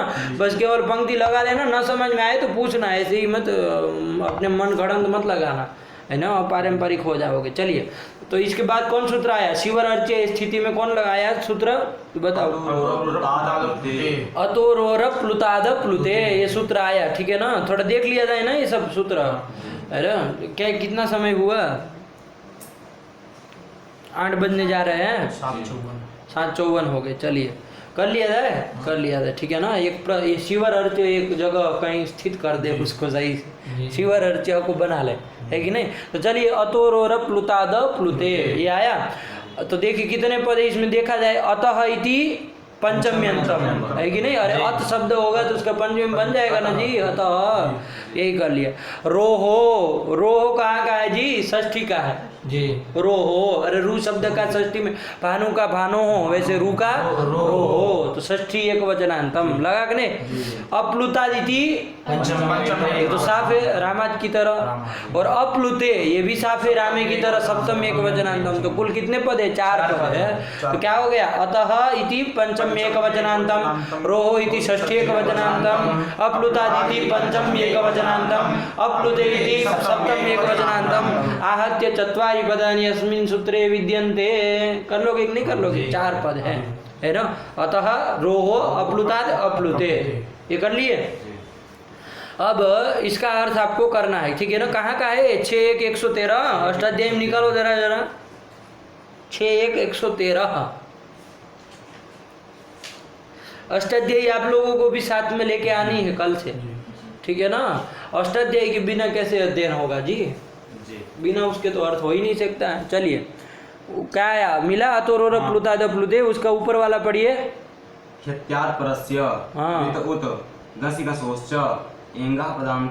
आया एंग पदांतादति, वहां से अति है ना जो, वो अति यहाँ ले आना है, यही आपको बताना था। फिर बाद में पूरा अर्थ कर लेंगे। आया कि नहीं आया? तो क्या कह रहा है कि भाई अतः, अब देखिए अतः भी पंचम्यंत है और अपलुताद भी पंचम्यंत है ना, दो पंचम्यंत पद मिले कि नहीं मिले? तो उसको जोड़ दीजिए, अपलुताद अतः, और अतः का क्या करेंगे? अकारात कर दीजिए। अरे अतः में ह्रस्व अकार ही आपको लेना है ना, तो अपलुताद अकारात। अरे जो प्लुत नहीं है ऐसा ह्रस्व अकार, जो प्लुत नहीं है, ठीक है ना, ऐसा अकार, ठीक है ना। अभी घबराइए मत कि ये सब क्या कर रहा है, अभी जो कह रहा है उसको सुन लीजिए, ठीक है ना, इतना ज्यादा अभी घबराने वाली बात नहीं है। तो अपलुताद अकारात बन गया कि नहीं बन गया? कि अपलुत जो ह्रस्व अकार है उससे पर में जो रू होगा, उस रू को क्या हो जाएगा? रोहो उत स्यात्, उत स्यात्। ये उत कहाँ आ गया? उहु स्यात् लिखा ना, उहु कहाँ है? अष्टाध्यायी में देखो उसके ऊपर वाला।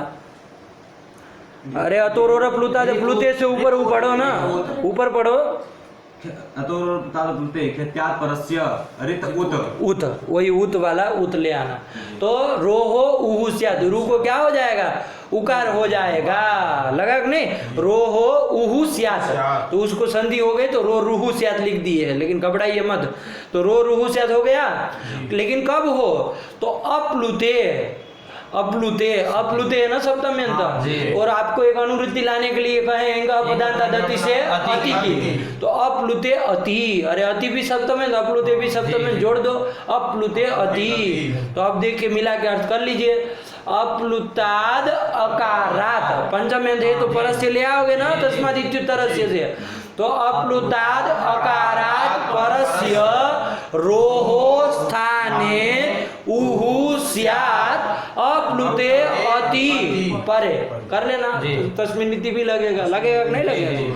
क्या अर्थ हो गया? अपलुताद अकारात परस्य रोहो स्थाने उहु स्यात् अपलुते अति, अति परे। कर लिया जी? और समझिए इसका, है ना, समझ गए आप लोग कि भाई अपलुत है ना, अपलुत जो ह्रस्व आकार है उससे पर में यदि रू होगा उसको उकार आदेश हो जाएगा। कब होगा? तो कहा अपलुत यदि ह्रस्व आकार पर में हो तब। समझ में आया कि नहीं आया?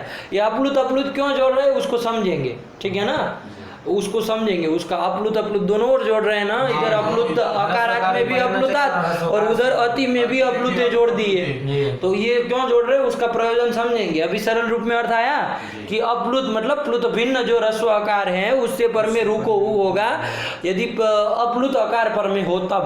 लगा? यही अर्थ हुआ ना जी। चलिए अब यहाँ स्थिति क्या बनी थी? शिवर अर्च्य, क्या? शिवर अर्च्य, शिवर अर्च्य ये स्थिति थी, है ना। तो यहाँ देखिए ये रेफ जो रू है वो किससे उत्तर में है? अकार से उत्तर में है कि नहीं है? और शिव में व में अ था कि नहीं था? तो अकार से उत्तर में हो गया। और अपलुत अकार से, अरे प्लुत नहीं ना है जी, प्लुत भिन्न है वो। तो अपलुत अकार से उत्तर में जो रू है, रू मतलब वो रू का वो तो चला ही जाना है, रेफ ही बचता है। तो ये जो आपका रू है मतलब रेफ है, उसको क्या हो जाएगा? उसको उत ऊ आदेश हो जाएगा। लेकिन कब? यदि पर में ह्रस्व आकार प्लुत भिन्न आकार हो तब, ह्रस्व आकार हो तब, है ना। अपलुते अति पर है तो वो भी है कि नहीं है? अरे अर्च, आगे क्या है? अरे शिवर अर्च है ना, तो वहाँ कैसा आकार है? प्लुत भिन्न आकार है कि नहीं है? ह्रस्व आकार है, तो उसके परे रहते रू को, रू के रेप को क्या हो जाएगा? ऊ हो जाएगा। तो क्या स्थिति बनेगी? शिव ऊ अर्च, ये स्थिति बनी कि नहीं बनी? ध्यान में आया? है ना। पहले सु किए, सु का स था उसको ससजु सो रू से रू किए, उसका र था उसको इसके द्वारा क्या कर दिया? ऊ कर दिया। लगा ना? घट गया अर्थ। देखो वही लिख रहे हैं अपलुताद अतः परस्य रोहो, आगे स्थाने जोड़ देना, रोहो उहु स्यात् मतलब स्थाने उहु स्यात्। अरे षष्ठी स्थाने होगा तो रोहो उहु स्यात् कब? अपलुते अति। लगा कि नहीं लगा? तो ये कर देंगे तो क्या बन जाएगा? शिव ऊ अर्च्य बनेगा। लगना चाहिए ना यहाँ? अरे सब मिल तो रहा है। तो शिवर अर्च्य में रेप को उत्व इसके द्वारा प्राप्त है कि नहीं है? हो जाना चाहिए था। लेकिन एक और भी तो सूत्र है पंडित जी, एक सूत्र है, ध्यान दीजिएगा। भो भगो अघो अपूर्वस्य योसी, आगे आने ही वाला है, ठीक है ना। लेकिन उसका सरल रूप में अर्थ क्या है कि भोस भगोस और अघोस और अपूर्वक यदि कौन हो आपका?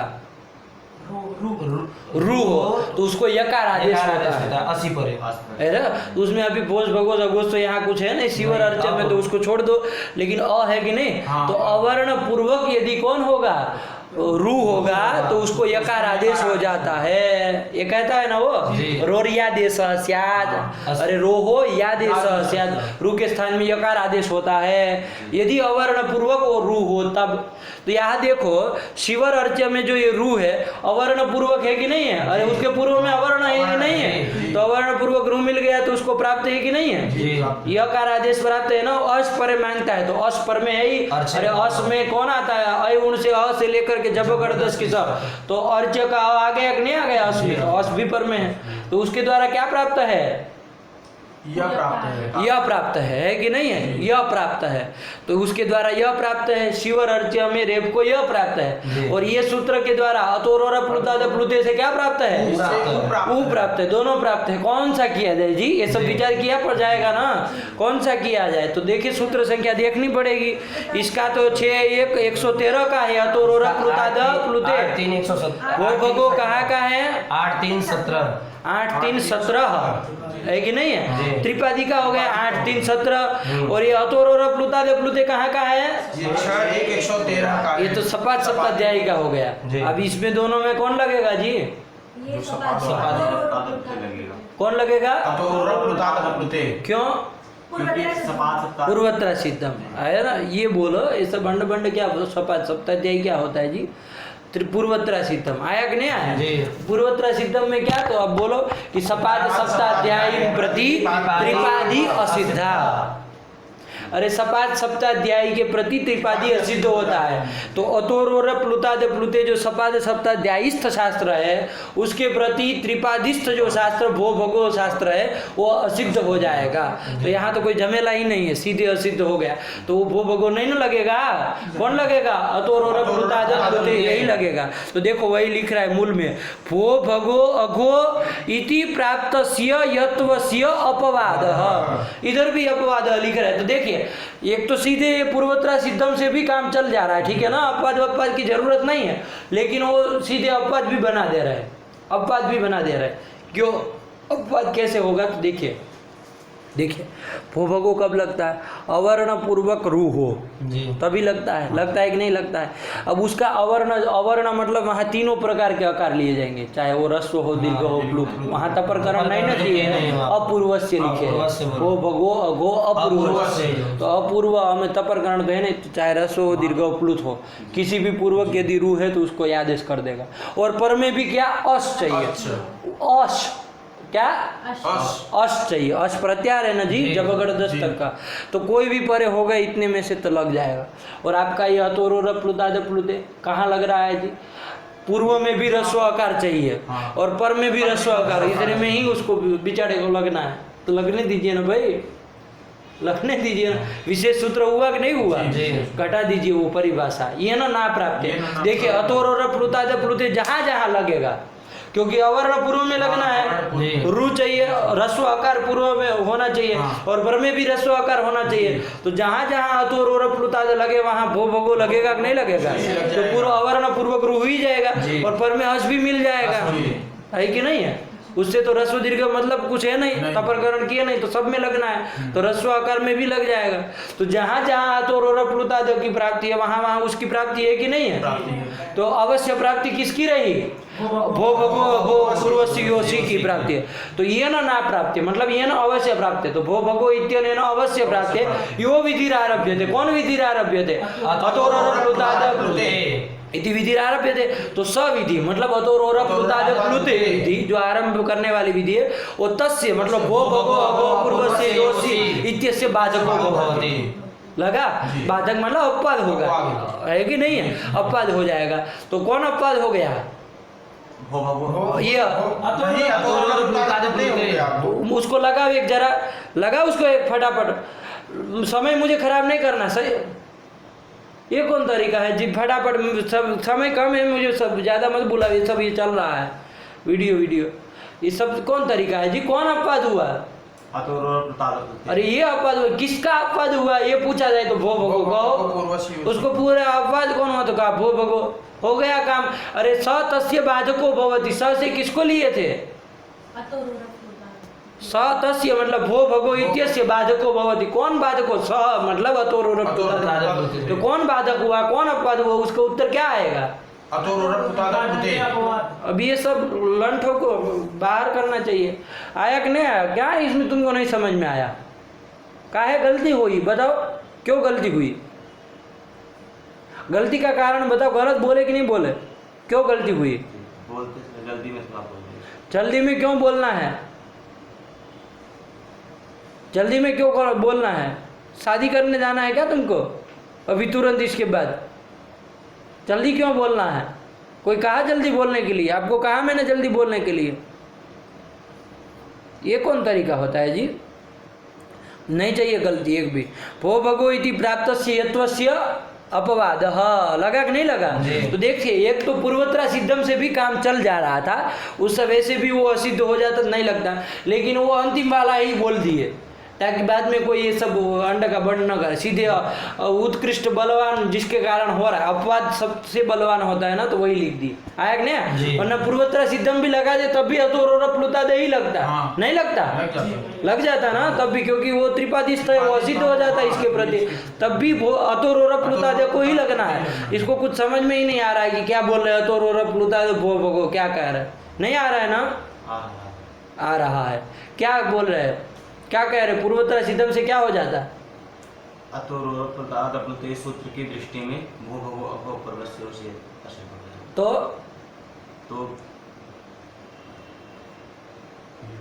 ये तो वस्तु स्थिति कथन हुआ। अब प्रकृत प्रसंग में उसका क्या प्रयोजन?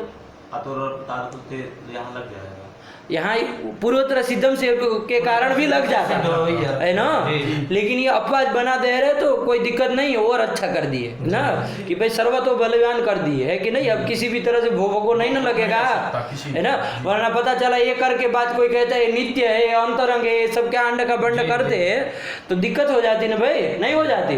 तो फिर तो इसलिए ऐसे अपवाद रख दिए कि अब कोई भो भगो का जिक्र भी ना करे, है कि नहीं है? तो चलिए, तो अतोरोरप प्लुतादे पुते श्रीवर अर्च्य हमें लग जाएगा। लग जाएगा ना जी? तो कर दो, अब उत्व कर दो। रू को उत्व करेंगे क्या स्थिति बनेगी? शिव अर्च्य। तो यही कह रहा, देखो भो भगो अगो इति प्राप्तस्य यत्वस्य अपवाद, लगा कि नहीं? उत्वम प्रति तु ऋत्वस्य असिद्धत्वम तु न भवति ऋत्वम अनुद्य उत्व विधेय सामर्थ्य। देखिए समझिए इसको, घबराइए मत, बहुत अच्छी बात दिख रहा है। ये एक समझ में आया, भो भगो का अपवाद है, ये समझ में आया। ससजुषोरु किसका अपवाद था? जस्तो का अपवाद। हाँ, इतना याद होना चाहिए। अतोरोरप प्लुते किसका अपवाद है? यत्वस्य अपवाद।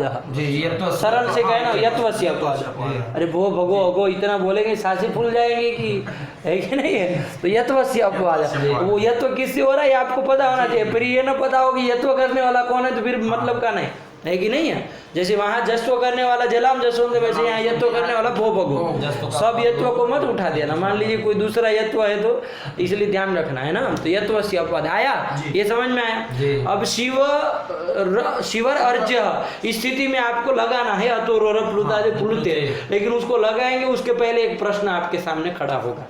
देखिए, ये शिवर में रेफ जो है वो किसके द्वारा आया है? ये किसके द्वारा? ससजुषोरु से किए। बहुत अच्छा, ससजुषोरु से किए है ना जी? अरे सु स था, शिवस का सु लाए थे, सु के स को ऋत्व किए है ना जी? किए हो उससे ऋत्व, उसी का र है, उसी को आप इसके द्वारा उत्व करने चले हो। लेकिन ये उत्व करने वाला सूत्र है 6-1 मतलब सपाद सप्ताध्यायी का है, और ऋत्व जिसके द्वारा हुआ ससजुषोरु कहाँ का है? वो 8-2 अभी चला था, त्रिपादी का था ना जी, 8-2-66 का है ना, 8-2-66 का है। अब देखिए क्या कहता है पूर्वोत्तरा सिद्धम, सपाद सप्ताध्यायी प्रति त्रिपादी असिद्ध। तो कौन असिद्ध? ससजुषोरु असिद्ध है, तो उसके द्वारा ऋत्व किया वो इसको दिखेगा जी? नहीं दिखेगा। तो इसकी दृष्टि में क्या रहेगा? वहां पर स रहेगा, सही रहेगा। ये भंगी भांग खा के आए उनको पूछो क्या होगा? उसकी दृष्टि में क्या रहेगा? क्यों रहेगा स? क्योंकि किसकी दृष्टि में स रहेगा? अतुर्वृत्तादि की दृष्टि में। क्यों? क्योंकि पूर्वोत्तरा सिद्धम के द्वारा यहाँ पर जो ससजुषोरु सिद्ध हो जाएगा। असिद्ध हो जाएगा, ठीक है ना। चलिए ससजुषोरु असिद्ध हो जाएगा, असिद्ध हो जाएगा। उसको इसको ऋतु उत्व विधि करने वाले को ऋत्व नहीं ना दिखेगा, वहाँ र दिखेगा नहीं, तो उत्व कैसे कर पाएगा फिर वो, चूंकि ये तो रू को ही करता है ना जी, नहीं कर पाएगा तो कैसे करेगा बताओ। ये प्रश्न कोई करे क्या उत्तर दिया जाएगा, क्योंकि ससजुषोरु असिद्ध है ना जी, कैसे लगेगा बताओ, क्या उत्तर देंगे। तो ये कहिए कि यदि ऐसा किया जाए, असिद्ध हो जाए पूर्वोत्तर सिद्धम के कारण, ससजुषोरुहु इसकी दृष्टि में, मतलब अतोरोर प्लुताद प्लुते की दृष्टि में यदि असिद्ध हो जाए तो इसको कहीं पर भी ऋत्व तो मिलना ही नहीं है, मिलेगा ही नहीं तो नहीं ना मिलना है, तो ऋत्व मिलना नहीं, फिर ये सूत्र व्यर्थ हो गया जी, व्यर्थ होगा कि नहीं होगा। तो व्यर्थ हो गया तो फिर तो ये तो व्यर्थ हो गया तो क्या होगा, सामर्थ्य के कारण क्या हो जाएगा।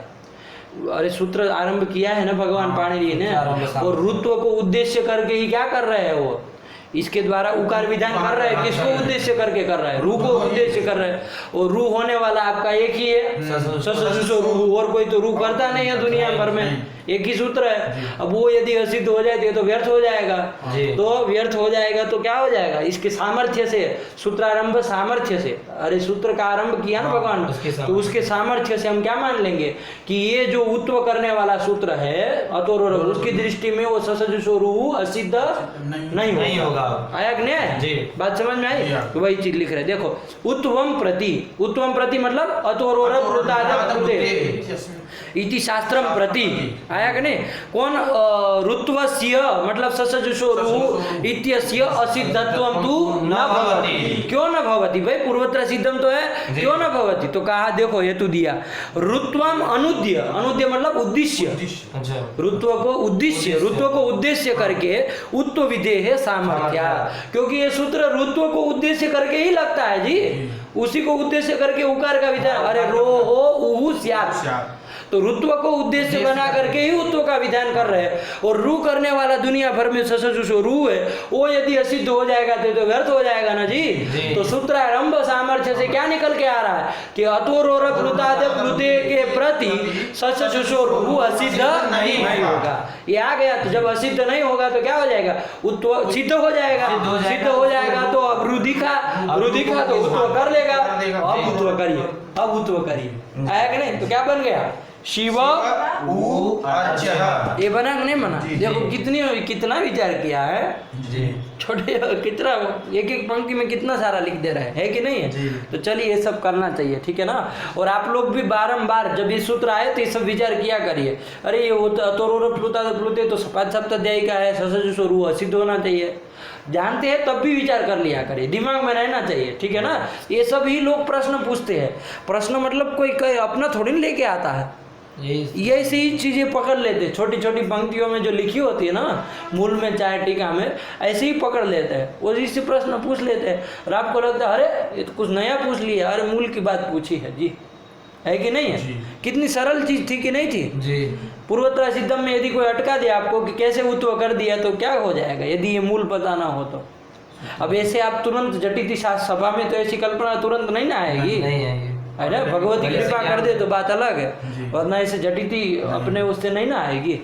तो ये लगाए होंगे तो तुरंत आ जाएगा, है ना। तो इसीलिए तो पढ़ना पड़ता है एक चीजें। चलिए आ गया कि उत्वम प्रति ऋत्वस्य असिद्धत्वम तु न भवति, ऋत्वम अनुद्य उत्व विधेय सामर्थ्यात्, क्योंकि ऋत्व को उद्देश्य करके ही उत्व विधि मतलब अतोरोर प्लुताद प्लुते के द्वारा उकार का विधान हो रहा है। तो उस सामर्थ्य से क्या आएगा कि असिद्धत्वम न भवति, मतलब सिद्ध होगा तो रू मिल गया, उसको उत्व कर देना। तो क्या स्थिति बनी, अब शिव ये बन गया कि नहीं बन गया, शिव उ अर्च्य ये बन गया। अब शिव उ अर्च्य स्थिति बनी, है ना। दो सूत्रों का अर्थ देख लिए। अब इसमें अतोरोर प्लुताद प्लुते में अप्लुते क्यों जोड़ रहे, उसका प्रयोजन भी हम लोगों को विचार करना है। अभी शिव उ अर्च्य स्थिति बनी, यहाँ तक आपको समझ में आया, ठीक। अब कौन लगेगा, अब आगे क्या किया जाए, ये प्रश्न आएगा ना। शिव उ अर्च्य है ना, शिव उ अर्च्य, आप तो लगाने के लिए सीधे आध गुण लगा देंगे, आपको तो लगाने के लिए यही करेंगे ना।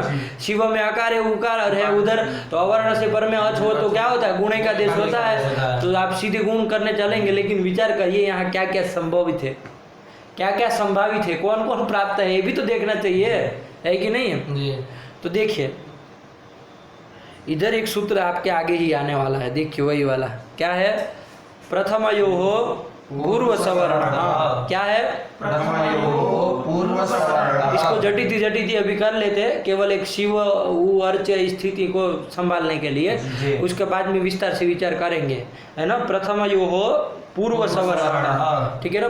कितने दो पद है, प्रथमयोः इति षष्ठी द्विवचन, षष्ठी द्विवचनांत आया कि नहीं आया।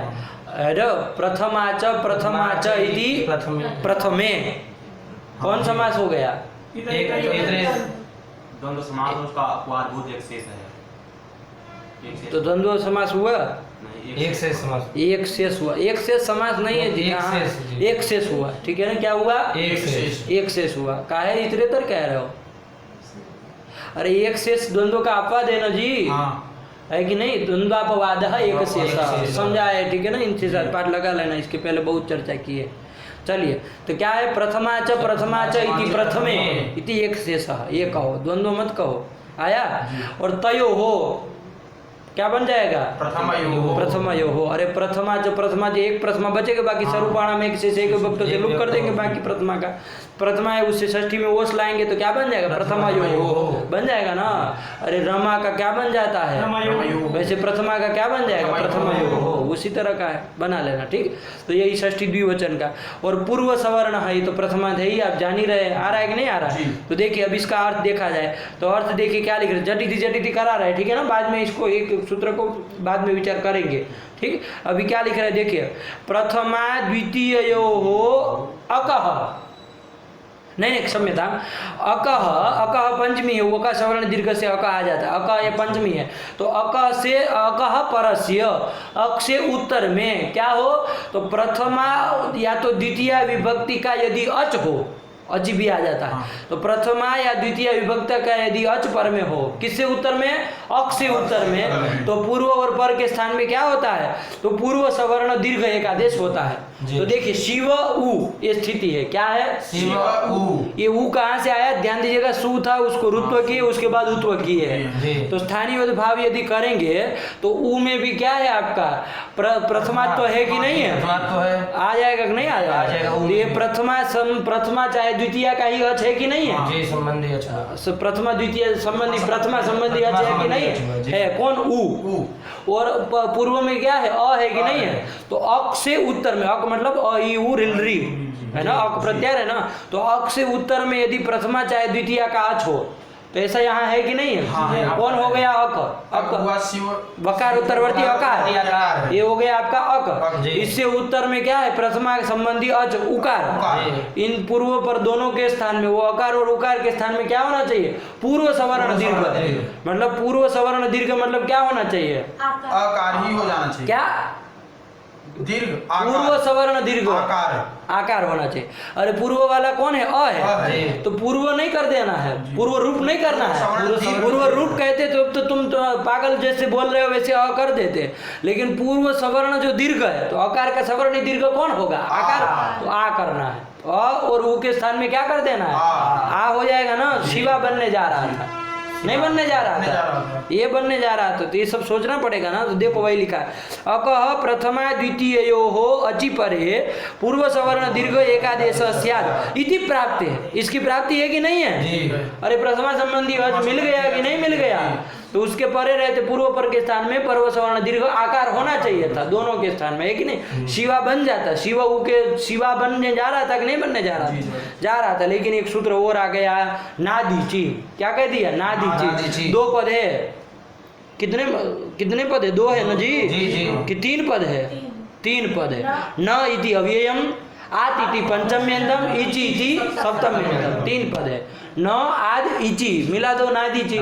क्या अर्थ है इसका, इसने कहा आत मतलब अ शब्द का आत बना है। अरे राम का रामात बनता, वैसे अ का क्या बन जाए, पंचमी में आत बना दिए है, मतलब अवर्ण से उत्तर में।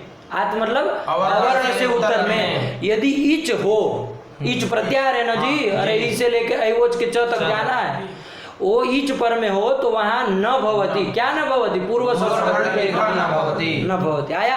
अब यहाँ देखिए शिव का अ है तो अवर्ण हो गया कि नहीं हो गया? उससे पर में क्या है? इच है कि नहीं है? अरे ऊ इच में आता है कि नहीं? अ ई ऊ तो इच में आ गया, ऊ आया कि नहीं आया? तो इच में आ गया तो इच के पर रहते पूर्व सवर्ण दीर्घ नहीं होता, निषेध कर दिया। तो प्रथम यो हो पूर्व सवर्ण से सवर्ण दीर्घ प्राप्त था, पूर्व सवर्ण दीर्घ एकादेश, लेकिन नादी जी ने क्या कर दिया? निषेध कर दिया। तो अब नहीं ना लगेगा, निषेध कर दिया तो नहीं लगेगा। अब कौन लगेगा ये विचार करना पड़ेगा। शिव उ अर्च, अब ये नहीं लगा, प्रथम यो निषेध कर दिया उसका नादी चीज, तो कौन लगेगा? अब ये तो विचार करिए कौन लगेगा जी? अब आध गुणा लग जाएगा, है कि नहीं है? अब आध गुणा तो लग ही जाएगा ना, ये लग जाएगा। लेकिन एक और ध्यान दीजिए, शिव उ अर्च्य, अब वो नहीं लिखेगा, अब उसको छोड़ दीजिए, अब वो नहीं लिखेगा, उसके आगे मैं बता रहा हूँ। शिव उ अर्च्य स्थिति में आप लगा रहे शिव का आकार है और इधर अवर्ण से पर में अच है उ, इन दोनों के बीच में गुणे का आदेश हो गए आप कह रहे हैं, लेकिन इधर उ और इधर अर्च्य का अ है, इसमें भी तो कोई संधि प्राप्त है जी। कौन लगना चाहिए इधर? उ और अर्च्य को देख कर इसको कुछ पता ही नहीं चला, मूर्ख राज को। इधर क्या तुम कर रहे हो? कभी से पुस्तक उधर का उधर कर रहे हो। अरे इधर ध्यान दो ना, इसकी आदत खराब है, बीच में दूसरे काम में लग जाता है। अरे लंठ साले इधर पढ़ा रहे तो कहाँ है तुम बीच में घुस रहे हो दूसरे काम में। अरे शिव उ में क्या प्राप्त है? शिव उ में आद गुण से गुण प्राप्त। अब उ है आगे और जगह है, इसमें भी तो कुछ प्राप्त है। कौन प्राप्त है? इको यण जी। हाँ, अरे उ इक में आ गया, उस इको यण होता है, आज पर रहता है, आज पर में है ही अर्च का। इधर हो क्या, उ को क्या प्राप्त है? इको यण से यण में कौन प्राप्त है? मूर्खराज उकार को। तो ये बोलो ना, कहाँ यण यण कर रहे हो? इतना मूर्खराजों को नहीं पता है कि उ को वह प्राप्त है। क्या होना चाहिए इधर? शिव वर्ज्य ऐसा बनने जा रहा है ना, तो दोनों प्राप्त है, कौन लगाया जाए? विचार करना पड़ेगा ना जी। अरे फिर यदि इको एनर्जी लग गया मान लीजिए, तो फिर तो आपको आध गुना लगना नहीं ना है, फिर तो नहीं ना लगेगा। वह हो जाने के बाद कहाँ लगेगा? तो देखिए दोनों प्राप्त है, शिव उ में आध गुना प्राप्त है और इधर वह अर्च्य को लेकर के इको एनर्जी प्राप्त है, तो कौन सा हो? ये भी तो प्रश्न है जी। प्रथम यो पूर्व सवर्ण तो नादी जी निषेध कर दिया, लेकिन इस प्रश्न का उत्तर क्या करोगे जी?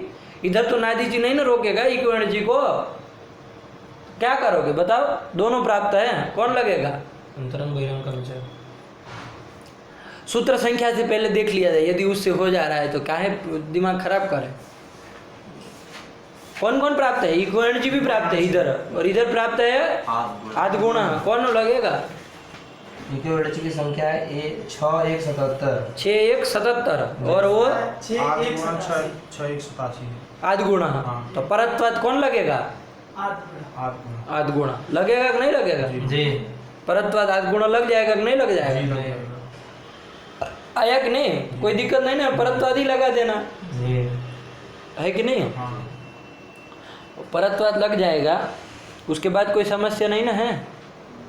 नहीं है, क्या समस्या है? हो गया, परत्वत लगा दिए। और ये जो कह रहा है अंतरंग बहिरंग भाव, अंतरंग बहिरंग भाव भी, अंतरंग कौन है जरा देखो, मान लीजिए अंतरंग ये हो जा रहा है, अरे पर की परत्वत तो अभी आध गुण लगा रहे, पर की अपेक्षा नित्य बलवान और पर और नित्य की अपेक्षा अंतरंग बलवान होता है। मान लीजिए अंतरंग इको एनर्जी हो गया तो फिर, अरे अंतरंग इको एनर्जी हो गया तो अंतरंग कौन लगने लगेगा? वो लगने लगेगा ना। तो अंतरंग अब बोल दिया तो विचार करिए, अंतरंग कौन हो रहा है? ये नहीं ना हो जा रहा है इको एनर्जी। अंतरंग बहिरंग देखिए कौन लगेगा?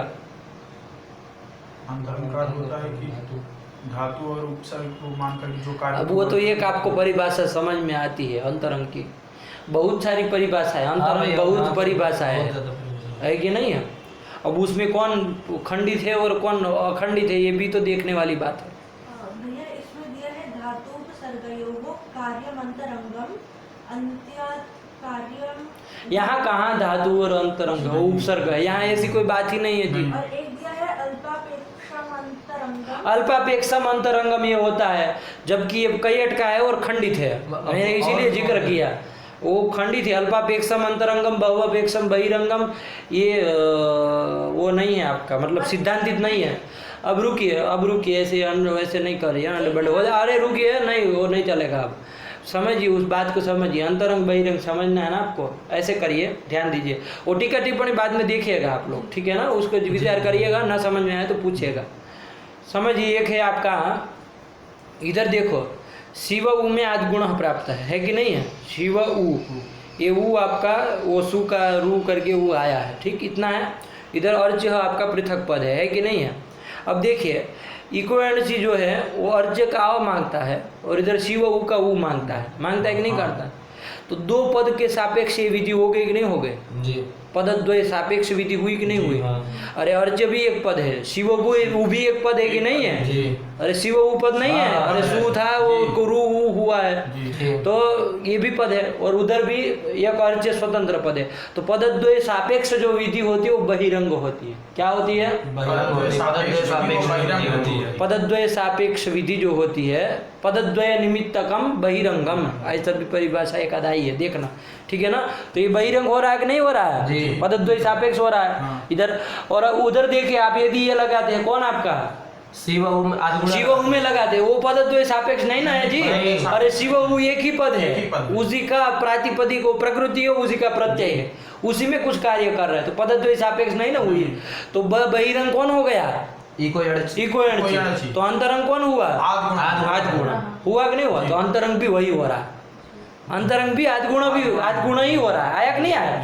तो पर भी आद्गुण है, अंतरंग भी वही है, इसलिए कभी भी इको एंड लगेगा ऐसा मत कहना, आया कि नहीं आया किसी भी पक्ष के।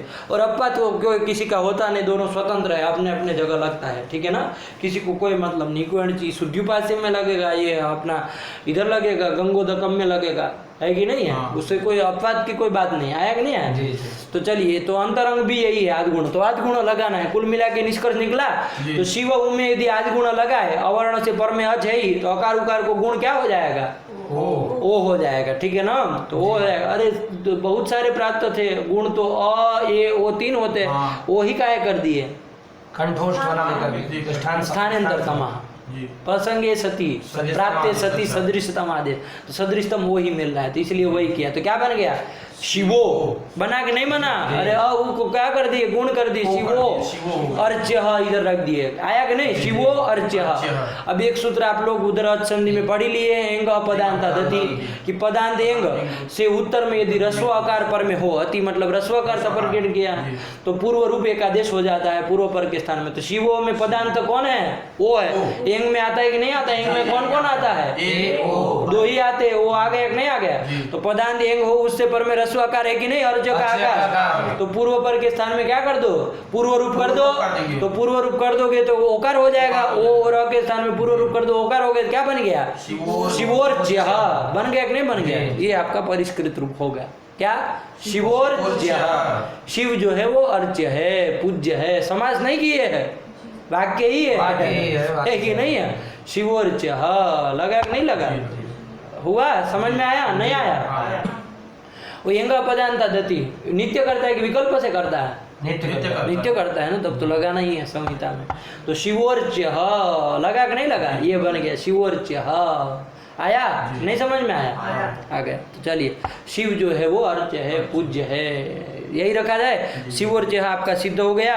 देखिए इन्होंने लिख भी दिया नादीची में, अवर्णादीची परे न पूर्व सवर्ण दीर्घ है ना। अरे अवर्णादीची परे, अवर्ण से पर में ईज होगा तो पूर्व सवर्ण दीर्घ नहीं होगा, इसलिए निषेध कर दिए। और फिर कौन लगेगा? तो कहा आद्गुण लग जाएगा, तो शिवो अर्च्य बन गया। वहां देखो, यहाँ मुंह का ताक रहे हो, आद्गुण लग गया तो शिवो अर्च्य बन गया। अब क्या करोगे? तो कहा एंग पदांत दति, सब लिख दे रहा है कि एंग से उत्तर में पदांत, एंग से उत्तर में रस्वाकार हो तो पूर्व रूप कर दो, तो पूर्व रूप कर दिया तो क्या बन गया? देखो लिखा है शिवोर्च्य, ठीक है ना।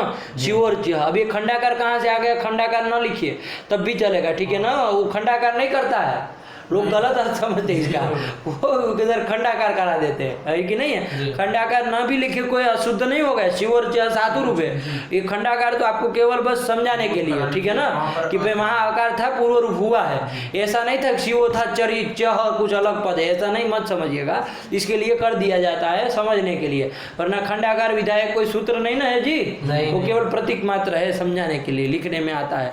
बाकी शिवोर्च्य बोलने में भी शिवोर्च्य, इसमें कहाँ खंडाकार होगा? आया कि नहीं? चलिए, तो यही है शिवोर्च्य हो गया। बस यही रखते हैं, इसके बाद का ये सूत्र विचार विस्तार से करेंगे। प्रथम यो हो पूर्व सवर्ण का और इसका नादीची का, ठीक है ना। अभी शिवोर्च्य बनाना था तो जल्दी जल्दी अर्थ करा दिए। आया? चलिए रखा जाए। व्याज स्वीकृत सेवया विधुरभूत अगरे सरश्रीमताम मानव्याहति कैतवा वनमनादि शस्त्रिलोकी पति संभिन्नाब्ज कुल प्रसूति विभवा दंभोज मब्जालयो यस्य श्रीगिरिजापदाम्बुजयुगं तत्स्यादभीष्टप्रदं भगवत्यै नमः पराम्बिकायै नमः। अस्तु।